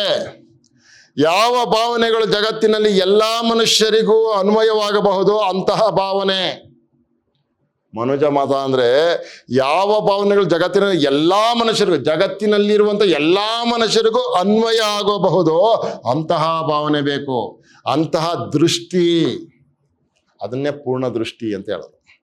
ಬರೀ ಯಾವುದೋ ಒಂದು ಜಾತಿಗೆ, ಯಾವುದೋ ಒಂದು ಮತಕ್ಕೆ, ಯಾವುದೋ ಒಂದು ಗುಂಪಿಗೆ, ಯಾವುದೋ ಒಂದು ದೇಶಕ್ಕೆ ಮಾತ್ರ ಅನ್ವಯವಾಗುವುದಲ್ಲ, ಸರ್ವರಿಗೂ ಸರ್ವಕಾಲಕ್ಕೂ ಅನ್ವಯವಾಗುವ ಇವು ಮೂಲ ಮೌಲ್ಯಗಳು. ಸರ್ವಕಾಲಕ್ಕೂ ಸರ್ವರಿಗೂ ಅನ್ವಯವಾಗುವಂಥವು ನಿಜವಾಗ್ಲೂ ಮೂಲ ಮೌಲ್ಯಗಳಾಗ್ತವೆ. ಅವು ನಮ್ಮ ತರುಣರಲ್ಲಿ ಈ ಮೂಲ ಮೌಲ್ಯಗಳ ಪ್ರಜ್ಞೆಯನ್ನು ನಾವು ಪ್ರಚೋದಿಸಬೇಕು. ನಮ್ಮ ತರುಣರಲ್ಲಿ ಈ ರೀತಿಯ ಮೌಲ್ಯಗಳನ್ನು ನಾವು ಪ್ರಚೋದಿಸಬೇಕು, ಅವರ ಮನದ ಅಂಗಳದಲ್ಲಿ ಅನುರಣಿಸುವಂತೆ ಮಾಡಬೇಕು ಅನ್ನುವಂಥದ್ದು ಕುವೆಂಪು ಅವರ ಆಶಯ. ಅದರ ವಿಚಾರದಲ್ಲಿ ಅವರಿಗೆ ಬಹಳ ಭಯಗಳಿರ್ತವೆ. ಈ ರೀತಿಯ ವಿಚಾರಗಳನ್ನ ಹೇಳಬೇಕು ಅಂತಂದ್ರೆ, ಧರಿಸ್ಕೋಬೇಕು ಅಂದ್ರೆ, ಮತ್ತೆ ಹೇಳಬೇಕು ಸಮಾಜದ ಮಧ್ಯದಲ್ಲಿ ಅಂದ್ರೆ ಬಹಳ ಭಯ ಇದ್ದೇ ಇರುತ್ತೆ. ಇಲ್ಲ ಎಂದಲ್ಲ, ಇದ್ದೇ ಇರುತ್ತೆ. ಚಿಕ್ಕಂದಿನಿಂದಲೂ ಅವರಿಗೆ ಅಯ್ಯೋ ದೇವರು, ದೆವ್ವ, ಭೂತ ಎಂದೆಲ್ಲ ನಾನಾ ಹೆದರಿಕೆಗಳನ್ನು ಅವರ ಮೆದುಳಿನ ಮೇಲೆ ಹೇರಿರುತ್ತಾರೆ. ಯಾವ ಕಾರಣಕ್ಕೆ ಈ ವಿಶೇಷವಾದಂಥ ಕ್ರಾಂತಿಕಾರಕವಾದಂಥ ವಿಚಾರಗಳು ಅವರಿಗೆ ಭಯವನ್ನು ಹುಟ್ಟಿಸಬಹುದು ಅಂತಂದ್ರೆ, ಚಿಕ್ಕಂದಿನಿಂದಲೂ ಅವರಿಗೆ ಅಯ್ಯೋ ದೇವರು, ದೆವ್ವ, ಭೂತ ಎಂದೆಲ್ಲ ನಾನಾ ಹೆದರಿಕೆಗಳನ್ನು ಅವರ ಮೆದುಳಿನ ಮೇಲೆ ಹೇರಿರುತ್ತಾರೆ. ಅಯ್ಯೋ ನಾವು ಹೀಗೆ ಮಾಡಿದರೆ ನಮ್ಮ ಮನೆ ದೇವರಿಗೆ ಮುಟ್ಟು ಚಿಟ್ಟು ಆಗುತ್ತದೆ, ದೆವ್ವವೋ ಭೂತವೋ ಬಡಿದು ಬಿಟ್ಟಿತು, ಇಂಥವೆಲ್ಲ ಅವರ ಒಳ ಮನಸ್ಸನ್ನು ಆಕ್ರಮಿಸಿಕೊಂಡಿರುತ್ತವೆ. ಈ ರೀತಿಯ ವಿಚಾರಗಳೆಲ್ಲ ಅವರ ಮನಸ್ಸನ್ನು ಆಕ್ರಮಿಸಿಕೊಂಡಿರ್ತವೆ. ಈಗ ನಾವು ತಕ್ಷಣಕ್ಕೆ ಪ್ರಗತಿ, ನೀವು ವಿಶೇಷವಾಗಿ ನಡ್ಕೋಬೇಕು, ವಿಭಿನ್ನವಾಗಿ ನಡ್ಕೊಳ್ಬೇಕು, ವೈಚಾರಿಕವಾಗಿ ನಡ್ಕೋಬೇಕು ಅಂದ್ರೆ ಸಾಧ್ಯ ಆಗಲ್ಲ.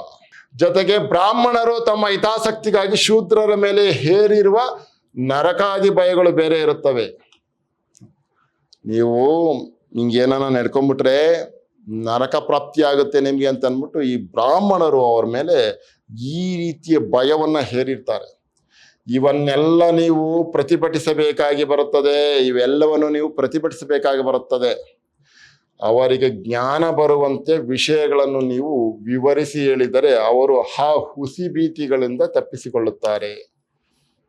ಈ ರೀತಿಯ ಮನಸ್ಥಿತಿಯಲ್ಲಿ ತುಂಬಿರುವಂತಹ ಯುವಕರನ್ನ ಅವರಿಗೆ ಜ್ಞಾನ ಬರುವ ಹಾಗೆ, ತಿಳುವಳಿಕೆ ಬರುವ ಹಾಗೆ ನೀವು ಅದನ್ನೇನಾದ್ರು ಹೇಳಿದ್ರೆ ಅವರು ಆ ಹುಸಿ ಭೀತಿಗಳಿಂದ ತಪ್ಪಿಸಿಕೊಳ್ಳುತ್ತಾರೆ. ಆ ತಪ್ಪು ಸುಳ್ಳು ಭಯದಿಂದ ಅವರು ತಪ್ಪಿಸಿಕೊಳ್ಳುತ್ತಾರೆ. ಇಲ್ಲ ಅಂದ್ರೆ ಅದರಲ್ಲೇ ಅವ್ರು ಕೊರಗ್ತಾರೆ. ನಿಮ್ಮ ವಿಚಾರ ವೇದಿಕೆಯ ಉದ್ದೇಶ ಸಾರ್ಥಕ ಆಗಲ್ಲ. ಈ ವೈಚಾರಿಕತೆಯನ್ನು ಬೋಧಿಸುವಾಗ ನೀವು ಸ್ವಲ್ಪ ಎಚ್ಚರಿಕೆಯಿಂದ ಇರಬೇಕಾಗುತ್ತದೆ. ಏಕೆಂದರೆ ಅನೇಕರ ಮನಸ್ಸಿನಲ್ಲಿ, ಅದರಲ್ಲಿ ಯುವಕರ ಮನಸ್ಸಿನಲ್ಲಿ ವಿಚಾರವಾದ ಅಂದರೆ ನಾಸ್ತಿಕವಾದ ಎಂಬ ಭಾವನೆ ಇದೆ. ಅನೇಕ ಹಿರಿಯರು ಕೂಡ ಆ ಭಾವನೆ ಬರುವ ಹಾಗೆಯೇ ಮಾತನಾಡುತ್ತಾರೆ. ಅದು ಮಾತ್ರ ನಿಮ್ಮ ಗುರಿಯನ್ನು ನೀವೇ ತಪ್ಪಿಸುವ ರೀತಿಯದಾಗುತ್ತದೆ. ನೀವು ಏನೇನೋ ಸಾಧಿಸಬೇಕು ಅನ್ನುತ್ತೀರೋ ಅದಕ್ಕೆ ವಿರುದ್ಧವಾಗಿ ನೀವೇ ಹೋದಂತಾಗುತ್ತದೆ. ಏಕೆಂದರೆ ವಿಚಾರವಾದ ಅನ್ನುವುದು ನಾಸ್ತಿಕವಾದವಲ್ಲ. ವಿಚಾರವಾದ ಅನ್ನುವುದು ನಾಸ್ತಿಕವಾದ ಅಲ್ಲ. ಎಷ್ಟೋ ಜನ ಏನಂದ್ಕೊಂಡವ್ರೆ ಅಂತಂದ್ರೆ ವಿಚಾರವಾದ ಅಂತಂದ್ರೆ ನಾಸ್ತಿಕವಾದ ಅಂತ ಭಾವಿಸ್ಕೊಂಡಿದ್ದಾರೆ. ನಾಸ್ತಿಕವಾದ ಅಲ್ಲ. ಯುವಕರ ಮನಸ್ಸಿನಲ್ಲಿ ವಿಚಾರವಾದ ಅಂದರೆ ನಾಸ್ತಿಕವಾದ ಎಂಬ ಭಾವನೆ ಇದೆ. ಅನೇಕ ಹಿರಿಯರು ಕೂಡ ಆ ಭಾವನೆ ಬರುವ ಹಾಗೆಯೇ ಮಾತನಾಡುತ್ತಾರೆ. ಅದು ಮಾತ್ರ ನಿಮ್ಮ ಗುರಿಯನ್ನು ನೀವೇ ತಪ್ಪಿಸುವ ರೀತಿಯದಾಗುತ್ತದೆ. ಅದು ಹಂಗಲ್ಲ. ದೊಡ್ಡವರು ಕೂಡ ವಿಚಾರವಾದ ಅಂದ್ರೆ ನಾಸ್ತಿಕವಾದ ಅನ್ನುವ ರೀತಿಯಲ್ಲಿದ್ದಾರೆ. ಅದಲ್ಲ. ನೀವು ಏನೇನು ಸಾಧಿಸಬೇಕು ಅನ್ನುತ್ತೀರೋ ಅದಕ್ಕೆ ವಿರುದ್ಧವಾಗಿ ನೀವೇ ಹೋದಂತಾಗುತ್ತದೆ. ಆ ರೀತಿಯ ತಿಳುವಳಿಕೆ ಬಂದ್ರೆ ಅದು ಹಂಗಲ್ಲ. ಯಾಕೆಂದ್ರೆ ವಿಚಾರವಾದ ಅನ್ನುವುದು ನಾಸ್ತಿಕವಾದ ಅಲ್ಲ. ಮೊನ್ನೆ ತಾನೇ ಒಬ್ಬರು ಶ್ರೀಲಂಕೆಯಿಂದ ಬಂದರು. ಅಲ್ಲಲ್ಲಿ ಅನೇಕ ಉಪನ್ಯಾಸ ಮಾಡಿದರು. ಇದೆಲ್ಲ ಕುವೆಂಪು ಅವರು ನೇರವಾಗಿ ಭಾಷಣದಲ್ಲಿ ಮಾತಾಡ್ತಾ ಇರೋದು. ಬೂದಿ ಬರಿಸುವ ಬಾಬಾಗಳನ್ನೆಲ್ಲ ಜನರನ್ನು ಮರಳುಗೊಳಿಸುವ ಮೋಸಗಾರರೆಂದು ಖಂಡಿಸಿದರು. ಎಷ್ಟು ಚೆನ್ನಾಗಿದೆ ನೋಡಿ. ಮೊನ್ನೆ ತಾನೇ ಒಬ್ರು ಶ್ರೀಲಂಕೆಯಿಂದ ಬಂದರು. ಅಲ್ಲಲ್ಲಿ ಅನೇಕ ಉಪನ್ಯಾಸ ಮಾಡಿದರು. ಬೂದಿ ಬರಿಸುವ ಬಾಬಾಗಳನ್ನೆಲ್ಲ ಜನರನ್ನು ಮರಳುಗೊಳಿಸುವ ಮೋಸಗಾರರೆಂದು ಖಂಡಿಸಿದರು.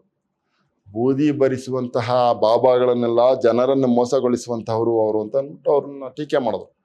ನನಗೇನೋ ಸ್ವಲ್ಪ ಮಟ್ಟಿಗೆ ಸಂತೋಷವಾಯಿತು. ಹೌದು, ಆ ರೀತಿಯಾಗಿ ಜನರಲ್ಲಿ ವೈಚಾರಿಕತೆಯನ್ನ ತಂದ್ರಲ್ಲ ಅಂತ ಹೇಳಿ ನನಗೆ ಬಹಳ ಸಂತೋಷ ಆಯಿತು. ಅವರ ಪರವಾಗಿ ಬಾಬಾಗಳ ಸ್ವರೂಪವನ್ನು ಬಯಲುಗೊಳಿಸುವುದಕ್ಕೆ ತಾವೇ ಬೂದಿ ಬರಿಸಿದರು. ಅವರ ಪರವಾಗಿ ನೋಡಿ ಎಷ್ಟು ಚೆನ್ನಾಗಿದೆ ಅಂತ ಅಂದ್ಬಿಟ್ಟು, ಅವರ ಪರವಾಗಿ ಬಾಬಾಗಳ ಸ್ವರೂಪವನ್ನು ಬಯಲುಗೊಳಿಸುವುದಕ್ಕೆ ತಾವೇ ಬೂದಿ ಬರಿಸಿದರು. ಆ ಬೂದಿಯನ್ನ ಹೆಂಗ್ ಸೃಷ್ಟಿ ಮಾಡೋದು ಗೊತ್ತೇನ್ರಿ? ಈಗ ಯಾರೋ ಬಾಬಾಗಳು ಬೂದಿ ಕೊಟ್ಬಿಡ್ತಾರೆ. ಅಯ್ಯೋ ಏನು ಗೊತ್ತಿಲ್ಲ, ಬೂದಿನ ಹಂಗೆ ಕೊಟ್ಬಿಟ್ರು ಅಂತ. ಅದನ್ನ ಹೇಗೆ ತರ್ಸೋದಕ್ಕೆ ಸಾಧ್ಯ ಇದೆ ಅನ್ನುವಂಥ ಆ ಟೆಕ್ನಿಕ್ಕು, ಕಣ್ಕಟ್ಟು ಇವುಗಳನ್ನೆಲ್ಲ ಅವರೇ ಮಾಡಿ ತೋರಿಸಿದ್ರು. ನೋಡಿ ಚೆನ್ನಾಗಿದೆ. ಪವಾಡಗಳಿಗೆ ಬೆರಗಾಗಿ ಮೂಢರಾಗಬಾರದು ಎಂದು ಬೋಧಿಸಿದರು. ಪವಾಡಗಳಿಗೆ ಬೆರಗಾಗಿ ಮೂಢರಾಗಬೇಡಿ ನೀವು. ಅದು ಕಣ್ಕಟ್ಟು, ಕೈ ಮ್ಯಾಜಿಕ್ಕು ಅಷ್ಟೇ, ಇನ್ನೇನು ಇಲ್ಲ ಅಂತ. ಆದರೆ ಅದರ ಜೊತೆಗೆ ನಾಸ್ತಿಕವಾದವನ್ನು ಬೋಧಿಸತೊಡಗಿದರು. ಆದ್ರೆ ಅದ್ರ ಜೊತೆಗೆ ಅವರು ನಾಸ್ತಿಕವಾದವನ್ನು ಬೋಧಿಸ್ತಿದ್ರು. ಅದೇನು ಆಯಿತೆಂದರೆ ವಿಚಾರವಾದವನ್ನು ಒಪ್ಪಿಕೊಳ್ಳುತ್ತಿದ್ದವರು ಅದನ್ನು ತಿರಸ್ಕರಿಸಿದರು. ನಾಸ್ತಿಕವಾದವನ್ನು ಒಪ್ಪಲೊಲ್ಲದೆ. ನಾಸ್ತಿಕವಾದವೇ ಬೇರೆ, ವಿಚಾರವಾದವೇ ಬೇರೆ. ಇವರು ಇದನ್ನ ಹೇಳ್ತಾ ವಿಚಾರವಾದವನ್ನ, ಈ ತರದ ತಿಳುವಳಿಕೆನ ಹೇಳ್ತಾ ನಾಸ್ತಿಕವಾದವನ್ನ ಬೋಧನೆ ಮಾಡಿದ್ರು. ಅದು ಅವಿವೇಕ. ನಾಸ್ತಿಕವಾದ ಅಂತಂದ್ರೆ ದೇವರನ್ನು ನಂಬದೇ ಇರುವಂತದ್ದು ಅಂತ. ದೇವರು ಧರ್ಮವನ್ನು ನಂಬದೇ ಇರೋರು ನಾಸ್ತಿಕರು ಅಂತ ಕರೀತಾರೆ. ಅದನ್ನ ಇವರು ಹೇಳಿ ವಿಚಾರವಾದವನ್ನು ಸಮರ್ಥಿಸೋದಕ್ಕೆ ಹೋದ್ರಲ್ಲ, ಆ ಕಾರಣಕ್ಕೆ ಅವರು ಒಪ್ಪಲಿಲ್ಲ ಅಂತ ಹೇಳ್ತಾ ಇರೋದು. ವಿಚಾರವಾದಿಯಾದವನು ಎಂದಿಗೂ ನಾಸ್ತಿಕವಾದಿಯಾಗುವುದಕ್ಕೆ ಸಾಧ್ಯವಿಲ್ಲ. ಇಷ್ಟು ಚೆನ್ನಾಗಿದೆ. ವಿಚಾರವಾದಿಯಾದವನು ಎಂದಿಗೂ ನಾಸ್ತಿಕವಾದಿಯಾಗುವುದಕ್ಕೆ ಸಾಧ್ಯವಿಲ್ಲ. ವಿಚಾರವಾದಿಯಾದವನು ಯಾವ ಕಾಲಕ್ಕೂ ನಾಸ್ತಿಕವಾದಿ ಅಂದ್ರೆ ದೇವರನ್ನು ನಂಬದೇ ಇರೋದಕ್ಕೆ ಸಾಧ್ಯ ಆಗಲ್ಲ ಅಂತ. ಏತಕ್ಕೆಂದರೆ ನಾಸ್ತಿಕವಾದ ದೇವರು ಇಲ್ಲ ಎನ್ನುತ್ತದೆ. ಯಾಕೆ ಅಂತಂದ್ರೆ ದೇವರು ಇಲ್ಲ ಅನ್ನತ್ತೆ ನಾಸ್ತಿಕವಾದ. ವಿಚಾರವಾದ ಹೇಳಲ್ಲ ಅದನ್ನ. ಅದು ಬಹಳ ಮುಖ್ಯ. ಇಲ್ಲ ಎನ್ನುವುದನ್ನು ತಾನು ಕಂಡಿದ್ದೇನೆ ಎಂಬಂತೆ. ಆದರೆ ಇಲ್ಲ ಎನ್ನುವುದು ಒಂದು ಸತ್ಯದ ಕಾಣುವಿಕೆಯಲ್ಲ, ಬರಿಯ ಕಾಣದಿರುವಿಕೆ ಒಂದು ಜ್ಞಾನವಾಗುವುದಿಲ್ಲ. ಮೊದಲು ದೇವರು ಅಂದರೆ ಏನು ಎಂಬ ಪ್ರಶ್ನೆ ಬರ್ತದೆ. ಗೊತ್ತಾಯಿತೆ? ನಾಸ್ತಿಕವಾದಿಯ ಪ್ರಕಾರ ದೇವರು ಇಲ್ಲ ಎನ್ನುವುದು ಒಂದು ವಸ್ತುನಿಷ್ಠ ಪಾಸಿಟಿವ್ ಜ್ಞಾನವಾಗದೆ ಬರಿಯ ಅಜ್ಞಾನ ಮಾತ್ರ ಆಗುತ್ತದೆ. ಅದು ಬಹಳ ಮುಖ್ಯವಾದದ್ದು. ಅವನು ಇಲ್ಲ ಎನ್ನುವುದನ್ನು ಇವನು ಹೋಗಿ ನೋಡಿಕೊಂಡು ಬಂದಿದ್ದಾನೆ ಎಂದು ಅರ್ಥವಾಗುತ್ತದೆ. ಇಲ್ಲ, ದೇವರು ಇಲ್ಲ ಅಂತಾರೆ, ಹೋಗಿ ನೋಡ್ಕೊಂಡ್ ಬಂದವನೇ ಅಲ್ಲಿ ಇಲ್ಲ ಅಂತನ ಅರ್ಥ. ಆ ಥರ ತಿಳುವಳಿಕೆ ಆಗುತ್ತೆ ಅಂತ ಹೇಳ್ತಾರೆ ನೋಡಿ. ಬರೀ ಅಜ್ಞಾನ ಮಾತ್ರ ಆಗುತ್ತದೆ. ಅವನು ಇಲ್ಲ ಎನ್ನುವುದನ್ನು ಇವನು ಹೋಗಿ ನೋಡಿಕೊಂಡು ಬಂದಿದ್ದಾನೆ ಎಂದು ಅರ್ಥವಾಗುತ್ತದೆ. ಅದು ಬಹಳ ಮುಖ್ಯ. ಅಂತಹ ಹೋಗಿ ನೋಡಿಕೊಂಡು ಬರುವ ಕೆಲಸವನ್ನೇನು ಇವನು ಮಾಡಿಲ್ಲ. ಈಶ್ವರ ಸಾಕ್ಷಾತ್ಕಾರ ಮಾಡಿದವನಾದರೂ ದೇವರು ಇದ್ದಾನೆ ಎನ್ನುವುದಕ್ಕೆ ತಾನು ನೋಡಿದ್ದೇನೆ ಎಂದೇ ಅವನು ಇದ್ದಾನೆ, ಆಜ್ಞೇಯತಾವಾದಿಯಾಗಬಹುದೇ ಹೊರತು, ಅಂದರೆ ದೇವರು ಇದ್ದಾನೋ ಇಲ್ಲವೋ ನಮಗೆ ಗೊತ್ತಿಲ್ಲ ಎನ್ನುವವನಾಗುತ್ತಾನೆ. ದೇವರು ಇದ್ದಾನೋ ಇಲ್ವೋ ನಮಗೆ ಗೊತ್ತಿಲ್ಲ, ಆದರೆ ಯಾವುದೋ ಒಂದು ಶಕ್ತಿಯನ್ನು ಬಿಲೀವ್ ಮಾಡ್ತೀನಿ ಅಂತನಲ್ಲ, ಅದು ಅವನು ಅಗ್ಯಸ್ಟಿಕ್ ಆಗಬಹುದು ಅಷ್ಟೇ ಹೊರತು ಅವನು ನಾಸ್ತಿಕ ಆಗುವುದಕ್ಕೆ ಸಾಧ್ಯ ಅಲ್ಲ. ಇದ್ದಾನೋ ಇಲ್ವೋ ಅದು ಗೊತ್ತಿಲ್ಲ ನನಗೆ, ಹಂಗಂದ ಮಾತ್ರಕ್ಕೆ ಅವನು ನಾಸ್ತಿಕತೆಯನ್ನ ಹೊಂದಿದವನು ಅಥವಾ ನಂಬುವವನು ಆಗೋದಕ್ಕೆ ಸಾಧ್ಯ ಇಲ್ಲ ಅಂತ ಹೇಳ್ತಾ ಇರೋದು. ಆದ್ದರಿಂದ ನಾವು ಜನಗಳಿಗೆ ವಿಚಾರವಾದ ಬೋಧಿಸುವಾಗ ದೇವರ ಕಲ್ಪನೆಗಾಗಲಿ ಧರ್ಮದ ಕಲ್ಪನೆಗಾಗಲಿ ವಿರುದ್ಧವಾಗಿ ಹೋದರೆ ನಮ್ಮ ವಿಚಾರವಾದ ಸೋತು ಹೋಗುತ್ತದೆ. ಇದು ಬಹಳ ಮುಖ್ಯವಾದದ್ದು. ನಾವು ವಿಚಾರವಾದವನ್ನ ಬೋಧಿಸುವಾಗ ದೇವರ ಕಲ್ಪನೆಗಾಗಲಿ ಅಥವಾ ಧರ್ಮದ ಕಲ್ಪನೆಗಾಗಲಿ ವಿರುದ್ಧವಾಗಿ ಹೋದರೆ ನಮ್ಮ ವಿಚಾರವಾದ ಸೋತು ಹೋಗುತ್ತದೆ. ನಿಜ, ನಮ್ಮ ವಿಚಾರವಾದ ಸೋತು ಹೋಗುತ್ತದೆ. ನಮ್ಮ ವಿಚಾರವಾದ ಯಾವುದು ಸರಿ ಯಾವುದು ತಪ್ಪು, ಯಾವುದನ್ನ ನೀನು ಬ್ಲೈಂಡ್ ಆಗಿ ನಂಬ್ತಾ ಇದೆಯಾ, ಯಾವುದನ್ನ ನೀನು ಕುರುಡಾಗಿ ನಂಬ್ತಾ ಇದೆಯಾ ಅನ್ನೋದ್ರ ಕಡೆಗೆ ಫೋಕಸ್ ಮಾಡದೆ ಹೊರತು ದೇವರು ದಿಂಡರನ್ನ ಕುರಿತು ಮಾತಾಡೋದಲ್ಲ. ನೋಡಿ, ಸೋತು ಹೋಗುತ್ತದೆ. ವಿಚಾರವಾದದಲ್ಲಿ ಯಾವಾಗಲೂ ಅವರಿಗೆ ನಾವು ಏನು ಹೇಳಬೇಕಾಗುತ್ತದೆ ಅಂದರೆ, ವಿಚಾರವಾದದಲ್ಲಿ ನಾವು ಯಾವಾಗಲೂ ಏನನ್ನು ಹೇಳಬೇಕಾಗುತ್ತೆ ಅಂದರೆ, ಯಾವುದು ವೈಜ್ಞಾನಿಕ ಅಲ್ಲವೋ ಅದನ್ನು ನೀವು ವಿಚಾರಿಸಬೇಕು. ಯಾವುದು ವೈಜ್ಞಾನಿಕ ಅಲ್ಲವೋ ಅದನ್ನು ನೀವು ವಿಚಾರಿಸ್ಬೇಕು. ಯಾರೋ ಶೂನ್ಯದಲ್ಲಿ ಏನೋ ಬೂದಿ ಕೊಡ್ತಾರೆ, ಹೆಂಗ್ರಿ ಕೊಡೋಕ್ಕಾಗೋಗುತ್ತೆ. ಯಾರಿಗೋ ಯಾವುದೋ ಒಂದು ರೋಗ ಬಂದಿರುತ್ತೆ, ಬೂದಿನ ಹಚ್ಚಿದ್ರೆ ವಾಸಿ ಆಗತ್ತೆ ಅಂತ ಹೇಳ್ತಾರಲ್ಲ, ಹೆಂಗ್ ವಾಸಿ ಆಗೋಗುತ್ತೆ? ಈ ರೀತಿಯ ವಿಜ್ಞಾನಪೂರಿತ ಬುದ್ಧಿಯಂತ ವಿಚಾರಿಸುವುದು ಅದು ವಿಚಾರವಾದ. ಯಾವುದು ವೈಜ್ಞಾನಿಕ ಅಲ್ಲವೋ ಅದನ್ನು ನೀವು ವಿಚಾರಿಸಬೇಕು. ವಿಚಾರಿಸಿ ವೈಜ್ಞಾನಿಕವಾದುದನ್ನು ಮಾತ್ರ ಒಪ್ಪಿಕೊಳ್ಳಬೇಕು. ಉಳಿದುದನ್ನು ಮೂಢಾಚಾರವೆಂದು ತಿರಸ್ಕರಿಸಬೇಕು ಅಂತ, ಉಳಿದುದನ್ನ ಮೂಢಾಚಾರ ಅಂತ ಅಂದ್ಬಿಟ್ಟು ತಿರಸ್ಕರಿಸಬೇಕು ಅಂತ ಹೇಳಬೇಕಾದದ್ದು ವಿಚಾರವಾದ. ಇವರು ಹೇಳುತ್ತಿದ್ದರು ಈ ಕೌರ ಬೂದಿ ಬೀದಿಗಳನ್ನೆಲ್ಲ ಕೊಟ್ಟರಂತೆ ಎಂದು. ಆಮೇಲೆ ಇನ್ನಾರೋ ಒಬ್ಬರು ಏನೇನೋ ಯಕ್ಷಿಣಿ ಮಾಡಿದರಂತೆ. ಸಾಯಿಬಾಬಾರವರ ಪವಾಡ ದೈವಕವೂ ಅಲ್ಲ, ಏನೂ ಅಲ್ಲ, ಬರಿಯ ಕೈಚಳಕ ಎಂಬುದನ್ನು ಸಾಬೀತುಪಡಿಸಿದರಂತೆ. ಅದಕ್ಕೆ ಇನ್ನೊಬ್ಬರು ಹೇಳಿದರು, ಅದು ಸರಿಯಪ್ಪ, ಸಾಯಿಬಾಬಾ ತಾವೇ ಬೂದಿ ಕೊಡುವಾಗ ಎಲ್ಲೋ ಒಳಗಡೆ ಇಟ್ಟುಕೊಂಡು ಬಿಡುತ್ತಾರೆ, ಕೊಡುತ್ತಾರೆ ಎನ್ನಬಹುದು. ಆದರೆ ಒಬ್ಬರ ಮನೆಯಲ್ಲಿ ಒಂದು ಸಾಯಿಬಾಬಾನ ಫೋಟೋ ಇದೆ, ಆ ಫೋಟೋದಿಂದ ಬೂದಿ ಉದುರುತ್ತದಲ್ಲ, ಅದು ಹೇಗೆ ಬಂತು, ಎಲ್ಲಿಂದ ಬಂತು ಎಂದು ಕೇಳಿದರು. ಅಲ್ಲಿ ಸಾಯಿಬಾಬಾ ಪ್ರತ್ಯಕ್ಷ ಇಲ್ಲ, ಬರೀ ಫೋಟೋದಿಂದ ಬೂದಿ ಅದು ಹೇಗೆ ಬಂತು? ಇದು ಅವರ ವಾದದಲ್ಲೇ ದೋಷ ಇರುತ್ತೆ. ಇದು ಬಹಳ ಮುಖ್ಯವಾದದ್ದು. ಸಾಯಿಬಾಬಾ ಆ ಬಾಬಾ ಈ ಬಾಬಾ ಬೂದಿ ಕೊಟ್ರು ಅದು ಇದು ಅಂತ ಹೇಳ್ತಿರ್ತೀವಿ, ನಾವು ನಂಬ್ತಿರ್ತೀವಲ್ಲ, ಆ ವಿಚಾರವಾಗಿ ಇದನ್ನ ಮಾತಾಡ್ತಾ ಇರೋದು. ಯಾರೋ ಬೂದಿ ಕೊಟ್ರಂತೆ, ಯಾರೋ ಇನ್ನೇನೋ ಯಕ್ಷಿಣಿ ಮಾಡಿದ್ರಂತೆ, ಈ ಥರದ್ದೆಲ್ಲ ವಿಚಾರಗಳನ್ನ ಮಾತಾಡ್ತಾ ಇದ್ದಾಗ, ಅಪ್ಪ ಅದು ಸರಿ, ಹೆಂಗೆ ನಂಬಿರೋರು ವಾದ ಮಾಡ್ತಾರೆ ಅನ್ನುವಂಥ ವಿಚಾರವನ್ನ ಇಲ್ಲಿ ಮಾತಾಡ್ತಾ ಇರೋದು. ಹೌದು, ಸಾಯಿಬಾಬಾ ಏನೋ ಕೊಟ್ರು ಅಂತ ಹೇಳ್ತೀರಿ, ಆದ್ರೆ ಯಾರೋ ಒಬ್ಬ ಭಕ್ತರ ಮನೆಯಲ್ಲಿ ಸಾಯಿಬಾಬಾದ ಫೋಟೋ ಇಂದನೇ ಬೂದಿ ಬಂತು ಅಂತ ಹೇಳ್ತಾರೆ, ಅದ್ರ ಬಗ್ಗೆ ಏನ್ ಹೇಳ್ತೀರಿ ಅಂತ. ಆದರೆ ಒಬ್ಬರ ಮನೆಯಲ್ಲಿ ಒಂದು ಸಾಯಿಬಾಬಾನ ಫೋಟೋ ಇದೆ, ಆ ಫೋಟೋದಿಂದ ಬೂದಿ ಉದುರುತ್ತದಲ್ಲ, ಅದು ಹೇಗೆ ಬಂತು, ಎಲ್ಲಿಂದ ಬಂತು ಎಂದು ಕೇಳಿದರು. ಅಲ್ಲಿ ಸಾಯಿಬಾಬಾ ಪ್ರತ್ಯಕ್ಷ ಇಲ್ಲ, ಬರೀ ಫೋಟೋದಿಂದ ಬೂದಿ ಅದು ಹೇಗೆ ಬಂತು, ಇದು ಅವರ ವಾದದಲ್ಲೇ ದೋಷ ಇರುತ್ತೆ. ಇದು ಅವ್ರ ವಾದದಲ್ಲಿ, ಅವ್ರ ಮಾತಿನಲ್ಲೇ ದೋಷ ಇರೋದು ಅಂತ ಹೇಳ್ತಾ ಇರೋದು. ನಾನು ಅದಕ್ಕೆಲ್ಲ ಹೋಗುವುದಕ್ಕೆ ಇಲ್ಲಿ ನನಗೆ ಇಷ್ಟವಿಲ್ಲ. ಏಕೆಂದರೆ ಈ ಕೌರ ಕೊಡತಕ್ಕಂಥ ಬೂದಿ ಗೀದಿ ಇರ್ತದಲ್ಲ, ಅದೆಲ್ಲ ಯಕ್ಷಿಣಿ ತರದ್ದು, ಕಣ್ಕಟ್ಟು ಯಕ್ಷಿಣಿ ತರದ್ದು, ಅದು ನಮಗೆಲ್ಲ ಗೊತ್ತಾಗಲ್ಲ. ಕೈಚಳಕ ಕಣ್ಕಟ್ಟು ಅದು ನಿಜವಾದ ಪವಾಡವಲ್ಲ, ಅದು ನಿಜವಾದ ಪವಾಡವಲ್ಲ, ನಿಜವಾಗ್ಲೂ ಕೊಡಕ್ ಸಾಧ್ಯ ಇಲ್ಲ. ಯಾವುದೋ ಮ್ಯಾಜಿಕ್ ಅಂದು ಟ್ಯಾಕ್ಟಿಕ್ಸ್ ಅದು ಕೊಡ್ತಾರೆ, ಅದನ್ನ ನಿಜ ನಂಬ್ಕೊಳ್ಳೋ ಅಗತ್ಯ ಇಲ್ಲ. ಅದು ಅಂದರೆ ನೀವು ಕೇಳಿರಬಹುದು, ಮನೆಗಳಲ್ಲಿ ಕೆಲವು ಸಾರಿ ಪದಾರ್ಥಗಳು ಒಂದು ಕಡೆಯಿಂದ ಒಂದು ಕಡೆಗೆ ಹೋಗುವುದು, ಇಂಥವೆಲ್ಲ ಪತ್ರಿಕೆಗಳಲ್ಲಿಯೂ ಬರುತ್ತಿರುತ್ತವೆ. ಅದನ್ನು ದೆವ್ವಚೇಷ್ಟೆ ಎಂದು ಹೇಳುತ್ತಾರೆ, ಅವುಗಳನ್ನ ದೆವ್ವಚೇಷ್ಟೆ ಅಂತ ಅಂದ್ಬಿಟ್ಟು ಹೇಳ್ತಾರೆ. ಜರ್ಮನ್ ಭಾಷೆಯಲ್ಲಿ ಕೋಲ್ಟರ್ ಗೀಸ್ಟ್ ಎಂದು ಕರೆಯುತ್ತಾರೆ. ಇದು ಎಲ್ಲ ಕಡೆಯಲ್ಲೂ ನಡೆಯುತ್ತಿರುತ್ತದೆ. ಪದಾರ್ಥಗಳು ಒಂದು ಕಡೆಯಿಂದ ಮತ್ತೊಂದು ಕಡೆಗೆ ಚಲಿಸುವುದು ಸಾಮಾನ್ಯವಾಗಿ ನಡೆಯುತ್ತದೆ. ಪದಾರ್ಥಗಳು ಒಂದು ಕಡೆಯಿಂದ ಇನ್ನೊಂದು ಕಡೆಗೆ ಚಲಿಸೋದು ಸಾಮಾನ್ಯವಾಗಿ ನಡ್ತಾ ಇರುತ್ತೆ. ಅದರ ವಿಚಾರದಲ್ಲಿ ಅಮೆರಿಕ, ಇಂಗ್ಲೆಂಡ್ ಆ ಕಡೆಗಳಲ್ಲಿ ಮನಶಾಸ್ತ್ರಜ್ಞರು ಬಹಳ ಪ್ರಯೋಗಗಳನ್ನು ನಡೆಸುತ್ತಾ ಇದ್ದಾರೆ ಕೂಡ. ಮನಶಾಸ್ತ್ರಜ್ಞರು ಈ ವಿಚಾರವಾಗಿ ಏನಿರಬಹುದು ಅಂತ ಅಂದ್ಬಿಟ್ಟು ವಿಚಾರವನ್ನ ನಡೆಸ್ತಾ ಇದ್ದಾರೆ. ಸೈಕಿಕ್ ಸೊಸೈಟಿ ಎಂದು ಹೆಸರಿಟ್ಟುಕೊಂಡು ಅದರಲ್ಲಿ ಅಂದರೆ ಯಾವುದೋ ಒಂದು ರೀತಿಯಾದ ಭೌತ ಶಕ್ತಿ ಅಲ್ಲದ ಮಾನಸಿಕ ಶಕ್ತಿಯಿಂದಲೇ ಈ ಪದಾರ್ಥಗಳು ಒಂದು ಕಡೆಯಿಂದ ಮತ್ತೊಂದು ಕಡೆಗೆ ಚಲಿಸುವ ಶಕ್ತಿ ಪಡೆಯುತ್ತವೆ ಎನ್ನುವುದನ್ನು ಊಹಿಸಿದ್ದಾರೆ ಅವರು. ಯಾವ ಕಾರಣಕ್ಕೆ ಒಂದು ಕಡೆಯಿಂದ ಇನ್ನೊಂದು ಕಡೆಗೆ ವಸ್ತುಗಳು ಚಲಿಸುತ್ತವೆ ಅನ್ನುವಂಥದ್ದನ್ನ ವಿಜ್ಞಾನದ ರೀತಿಯಲ್ಲಿ ಅವರು ಊಹಿಸಿದ್ದಾರೆ. ಅದು ಕೂಡ ಕೆಲವು ವ್ಯಕ್ತಿಗಳಿಗೆ ಸಂಬಂಧಪಟ್ಟಂತೆ ಮಾತ್ರ ಈ ಚಲನೆ ಗೋಚರಿಸ್ತದಂತೆ. ಆ ವ್ಯಕ್ತಿ ಅಲ್ಲಿದ್ದರೆ ಆ ಚೇಷ್ಟೆ ನಡೆಯುತ್ತದೆ, ಆ ವ್ಯಕ್ತಿಗೂ ತನ್ನಿಂದ ಅಥವಾ ತನ್ನ ಕಾರಣದಿಂದ ಆ ಚೇಷ್ಟೆ ನಡೆಯುತ್ತದೆ ಎಂಬುದು ಪ್ರಜ್ಞಾಪೂರ್ವಕವಾಗಿ ಗೊತ್ತಿರುವುದಿಲ್ಲ. ಅಂದರೆ ಭೌತವಲ್ಲದ ಅತೀಂದ್ರಿಯ ಶಕ್ತಿಗಳು ಇವೆ ಎಂಬುದು ಬರಿಯ ಭ್ರಾಂತಿಯಾಗದೆ ಇರಬಹುದು. ನೋಡಿ, ಅತೀಂದ್ರಿಯ ಶಕ್ತಿಗಳು ಇವೆ ಎಂಬುದು ಬರಿಯ ಭ್ರಾಂತಿಯಾಗದೆ ಇರಬಹುದು. ಬರಿಯ ಭ್ರಾಂತಿ ಅಲ್ಲ, ಅದು ವಸ್ತುನಿಷ್ಠವಾದ ಸತ್ಯವೂ ಆಗಬಹುದು ಅಂತ ಹೇಳ್ತಾ ಇರೋದು. ಈಗ ನೀವು ಭೌತ ಶಕ್ತಿ ಅಲ್ಲದ ಬೇರೆ ಶಕ್ತಿಗಳೇ ಇಲ್ಲ ಎಂದು ವಾದ ಮಾಡುವುದಕ್ಕೆ ಹೊರಟ್ರೆ, ಭೌತ ಶಕ್ತಿಗಳು ಅಲ್ಲದೆ ಈಗ ಕಣ್ಣಿಗೆ ಕಾಣಿಸುವಂತಹ ಭೌತ ಶಕ್ತಿಗಳಲ್ಲದೆ ಬೇರೆ ಶಕ್ತಿಗಳು ಇಲ್ಲ ಅಂತ ನೀವು ವಾದ ಮಾಡಕ್ಕೆ ಹೊರಟ್ರೆ, ಈ ಭೌತ ಶಕ್ತಿಗಳಲ್ಲದ ಬೇರೆ ಶಕ್ತಿಗಳನ್ನು ಪ್ರತ್ಯಕ್ಷವಾಗಿ ನೋಡಿದವರು ನಿಮ್ಮ ವಾದಕ್ಕೆ ಬೆಲೆ ಕೊಡುವುದಿಲ್ಲ. ಈ ಭೌತ ಶಕ್ತಿಗಳಲ್ಲದೆ ಬೇರೆ ಶಕ್ತಿಗಳನ್ನು ನೋಡಿದವರು ನಿಮ್ಮ ವಾದಕ್ಕೆ ಬೆಲೆ ಕೊಡುವುದಿಲ್ಲ. ಅವರು ಏನು ಹೇಳಬೇಕಾಗಿತ್ತು ಎಂದರೆ, ಈ ಬೂದಿ ಭರಿಸುವುದು, ಪವಾಡಗಳು ಇವೆಲ್ಲ ದೇವರಿಗೆ ಸಂಬಂಧಪಟ್ಟವಂತವಲ್ಲ. ಅದು ಬಹಳ ಮುಖ್ಯ. ಈ ಬೂದಿ ಭರಿಸೋದು ಇವೆಲ್ಲ ಕೊಡೋದಿದೆಯಲ್ಲ, ಇದು ದೇವರಿಗೆ ಸಂಬಂಧಪಟ್ಟದ್ದಲ್ಲ ಅಂತ ಹೇಳ್ಬೇಕಾಗಿತ್ತು. ಇವಕ್ಕೂ ದೈವಶಕ್ತಿಗೂ ಸಂಬಂಧವಿಲ್ಲ. ಪರಮಹಂಸರು ಹೇಳಿದರಲ್ಲ ಹಾಗೆ, ಈ ಪವಾಡಗಳು, ಈ ಶಕ್ತಿಗಳು ಇವೆಲ್ಲ ಅಮೇಧ್ಯದಷ್ಟು ಅಸಹ್ಯವಾದುವೆ ವಿನಃ ಮಾಡುವಂಥವಲ್ಲ. ಅಮೇಧ್ಯ ಕಕ್ಕ ಅಂತ ಹೇಳ್ತಾ ಇರೋದು. ಅದು ಎಷ್ಟು ಚೆನ್ನಾಗಿ ಹೇಳ್ತಾ ಇದ್ದಾರೆ ಅಂತಂದ್ರೆ, ಇವಕ್ಕೂ ದೈವಶಕ್ತಿಗೂ ಸಂಬಂಧವಿಲ್ಲ, ಇವುಗಳಿಗೂ ದೈವಶಕ್ತಿಗೂ ಸಂಬಂಧವಿಲ್ಲ. ನೋಡಿ, ಪರಮಹಂಸರು ಹೇಳಿದಾರಲ್ಲ ಹಾಗೆ, ಈ ಪವಾಡಗಳು, ಈ ಶಕ್ತಿಗಳು ಇವೆಲ್ಲ ಅಮೇಧ್ಯದಷ್ಟು ಅಸಹ್ಯವಾದವೇ ವಿನಃ ಮಾಡುವಂಥವಲ್ಲ.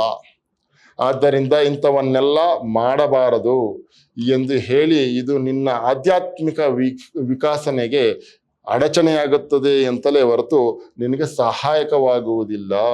ಆಧ್ಯಾತ್ಮಿಕ ಶಕ್ತಿಯ ವೃದ್ಧಿಗೆ ಇವೆಲ್ಲವೂ ಕೂಡ ಅನಿವಾರ್ಯ ಅಡಚಣೆಗಳಾಗುತ್ತವೆ. ಇವು ಮಾಡುವ ಅಗತ್ಯ ಇಲ್ಲ.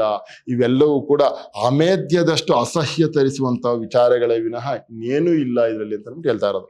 ಆದ್ದರಿಂದ ಒಂದು ವೇಳೆ ನೀವು ಈ ಆಧ್ಯಾತ್ಮಿಕದಲ್ಲಿ ಮುಂದುವರಿಯುತ್ತಾ ಹೋದರೆ, ಅದರಿಂದ ಕೆಲವು ಶಕ್ತಿಗಳು ಬರ್ತವೆ. ಆದರೆ ನೀವು ಅವುಗಳಿಗೆಲ್ಲ ಮರುಳಾದರೆ ಆಧ್ಯಾತ್ಮದಲ್ಲಿ ಮುಂದುವರಿಯುವ ಬದಲಾಗಿ ಹಿಂದಕ್ಕೆ ಹೋಗುತ್ತೀರಿ. ಹೀಗೆ ಬೇರೆ ಲೌಕಿಕವಾದ ಐಶ್ವರ್ಯ ಇವೆಲ್ಲ ನಮ್ಮ ಆಧ್ಯಾತ್ಮಿಕ ಪ್ರಗತಿಗೆ ಅಡಚಣೆ ಆಗುತ್ತವೆಯೋ ಹಾಗೆ ಅದಕ್ಕಿಂತಲೂ ಹೆಚ್ಚಾಗಿ ತೊಂದರೆ ಕೊಡುತ್ತವೆ ಈ ಅದ್ಭುತಗಳು ಅಂತ ಹೇಳ್ತಾರೆ. ಈ ಅದ್ಭುತಗಳ ಬಗ್ಗೆ ನಮ್ಮ ಗಮನ ಕೇಂದ್ರೀಕರಣಗೊಂಡ್ರೆ ನಾವು ಆಧ್ಯಾತ್ಮಿಕ ಶಕ್ತಿಯನ್ನ ಕಳ್ಕೋತೀವಿ ಮತ್ತು ಅವುಗಳನ್ನ ನಾವು ಗ್ರಹಿಸೋದಕ್ಕೆ ಹೋಗಲ್ಲ ಅಂತ. ಈ ಆಧ್ಯಾತ್ಮಿಕದಲ್ಲಿ ಮುಂದುವರಿಯುತ್ತಾ ಹೋದರೆ ಅದರಿಂದ ಕೆಲವು ಶಕ್ತಿಗಳು ಬರ್ತವೆ. ಆದರೆ ನೀವು ಅವುಗಳಿಗೆಲ್ಲ ಮರುಳಾದರೆ ಅಧ್ಯಾತ್ಮದಲ್ಲಿ ಮುಂದುವರಿಯುವ ಬದಲಾಗಿ ಹಿಂದಕ್ಕೆ ಹೋಗುತ್ತೀರಿ. ಹೀಗೆ ಬೇರೆ ಲೌಕಿಕವಾದ ಐಶ್ವರ್ಯ ಇವೆಲ್ಲ ನಮ್ಮ ಆಧ್ಯಾತ್ಮಿಕ ಪ್ರಗತಿಗೆ ಅಡಚಣೆ ಆಗುತ್ತವೆಯೋ ಹಾಗೆಯೇ ಅದಕ್ಕಿಂತಲೂ ಹೆಚ್ಚಾಗಿ ತೊಂದರೆ ಕೊಡುತ್ತವೆ ಇವು ಅಂತ ಹೇಳ್ತಾರೆ. ನಮ್ಮ ಜನರಿಗೆ ಈ ರೀತಿ ಹೇಳಬೇಕಾಗಿದೆ. ಅದು ಬಿಟ್ಟು ನಾಸ್ತಿಕವಾದವನ್ನು ಬೋಧಿಸುವುದಕ್ಕೆ ಹೊರಟರು. ಈ ರೀತಿಯ ವಿಚಾರಗಳನ್ನ ಹೇಳಬೇಕೇ ಹೊರತು, ಆದರೆ ದೇವರೇ ಇಲ್ಲ ಅನ್ನುವಂಥ ನಾಸ್ತಿಕವಾದವನ್ನು ಬೋಧ ಮಾಡಕ್ಕೆ ಹೊರಟರು ಇವರು. ಗೊತ್ತಾಯಿತೆ, ಅದು ತಮಗೆ ತಾವೇ ಒಂದು ವಿಘ್ನ ತಂದುಕೊಂಡ ಹಾಗೆ ಮಾತನಾಡುವುದು. ಆದರೆ ನೀವು ನಿಮ್ಮ ವಿಚಾರ ವೇದಿಕೆಗಳಲ್ಲಿ ವಿಷಯಗಳನ್ನು ತಿಳಿಸುವಾಗ ಈ ವಿಚಾರಗಳನ್ನೆಲ್ಲ ಚೆನ್ನಾಗಿ ಮನನ ಮಾಡಿ ನೀವೇ ಆ ವಿಚಾರದಲ್ಲಿ ಒಂದು ಸತ್ಯದ ನಿಲುವಿಗೆ ಬರಬೇಕಾಗಿ ಬರುತ್ತದೆ. ಈ ವಿಚಾರಗಳನ್ನೆಲ್ಲ ನೀವೇ ಚೆನ್ನಾಗಿ ಮನನ ಮಾಡಿಕೊಂಡು ನೀವು ಸ್ಪಷ್ಟರಾದ ಮೇಲೆ ಅವರೊಟ್ಟಿಗೆ ನೀವು ಚರ್ಚೆಯನ್ನು ಮಾಡಬೇಕಾಗತ್ತೆ. ಅದು ಬಹಳ ಮುಖ್ಯವಾದಂಥ ಸಂಗತಿ ಅಂತ ಹೇಳ್ತಾ ಇರೋದು. ನಾವು ನಮ್ಮ ಪ್ರಸಾರಾಂಗದ ಮುಖಾಂತರ ಉಪನ್ಯಾಸ ಏರ್ಪಡಿಸು ಇಂಥದ್ದೆಲ್ಲ ಮಾಡುತ್ತಿದ್ದೇವೆ. ನಾವು ಈ ಬೆಂಗಳೂರಿನಲ್ಲಿ ನಿಂತ್ಕೊಂಡು ಭಾಷಣ ಮಾಡ್ತಾ ಇರೋದು ಕುವೆಂಪು ಅವರು. ಇಂಥ ಸಂದರ್ಭದಲ್ಲಿ ಅವ್ರು ಹೇಳ್ತಾ ಇರೋದು, ನಾವು ನಮ್ಮ ಪ್ರಸಾರಾಂಗದ ಮುಖಾಂತರ ಉಪನ್ಯಾಸ ಏರ್ಪಡಿಸು ಇಂಥದ್ದೆಲ್ಲ ಮಾಡುತ್ತಿದ್ದೇವೆ. ನನಗೆ ಜ್ಞಾಪಕವಿದೆ, ಶ್ರೀ ಕೆ ಹನುಮಂತಯ್ಯನವರು ಮುಖ್ಯಮಂತ್ರಿ ಆಗಿದ್ದಾಗ ಸಂಸ್ಕೃತಿ ಪ್ರಸಾರ ಎಂದು ಹೇಳಿ ಒಂದು ಒಳ್ಳೆಯ ಕೆಲಸ ಮಾಡಲು ಪ್ರಯತ್ನಿಸಿದರು. ನನಗೆ ನೆನಪಿದೆ, ಶ್ರೀ ಕೆ ಹನುಮಂತನವರು ಮುಖ್ಯಮಂತ್ರಿ ಆಗಿದ್ದಾಗ ಸಂಸ್ಕೃತಿ ಪ್ರಸಾರ ಅಂತ ಹೇಳ್ಬಿಟ್ಟು ಒಂದು ಒಳ್ಳೆಯ ಕೆಲಸ ಮಾಡೋ ಪ್ರಯತ್ನಿಸಿದರು. ಏನು ಈ ಸಂಸ್ಕೃತಿ ಪ್ರಸಾರ? ಮತ್ತೆ ನಮ್ಮ ಈ ಹಳೆಯ ಗ್ರಂಥಗಳನ್ನು ತೆಗೆದುಕೊಂಡರು, ಊರೂರುಗಳಿಗೆ ಹೋಗುವುದು, ಅವುಗಳನ್ನು ಓದುವುದು, ಮಾತನಾಡುವುದು, ಇದನ್ನೇ ಮಾಡಿದರು. ಮೈಸೂರು ಪುರಭವನದಲ್ಲಿ ಸಂಸ್ಕೃತಿ ಪ್ರಸಾರದ ಒಂದು ಸಭೆಗೆ ನನಗೆ ಕರೆ ಬಂತು. ನನಗೆ ಮೈಸೂರಿನಲ್ಲಿ ಪುರಭವನದಲ್ಲಿ, ಟೌನ್ ಹಾಲ್ ಅಂತ ಕರಿತೀವಿ, ಅಲ್ಲಿಗೆ ಸಂಸ್ಕೃತಿ ಪ್ರಸಾರದ ಒಂದು ಸಭೆಗೆ ನನಗೆ ಕರೆ ಬಂತು. ನೇರವಾಗಿ ಕುವೆಂಪುನ ಅದನ್ನು ಮಾತಾಡ್ತಾ ಇರೋದು. ಏನಾಯ್ತು? ಆ ದಿನದ ಸಭೆಗೆ ಶ್ರೀ ಹನುಮಂತಯ್ಯನವರೇ ಅಧ್ಯಕ್ಷತೆ ವಹಿಸಿದ್ದರು. ಮುಖ್ಯಮಂತ್ರಿಗಳಾಗಿದ್ದಂತ ಅವರೇ ಅಧ್ಯಕ್ಷತೆ ವಹಿಸಿದ್ರು.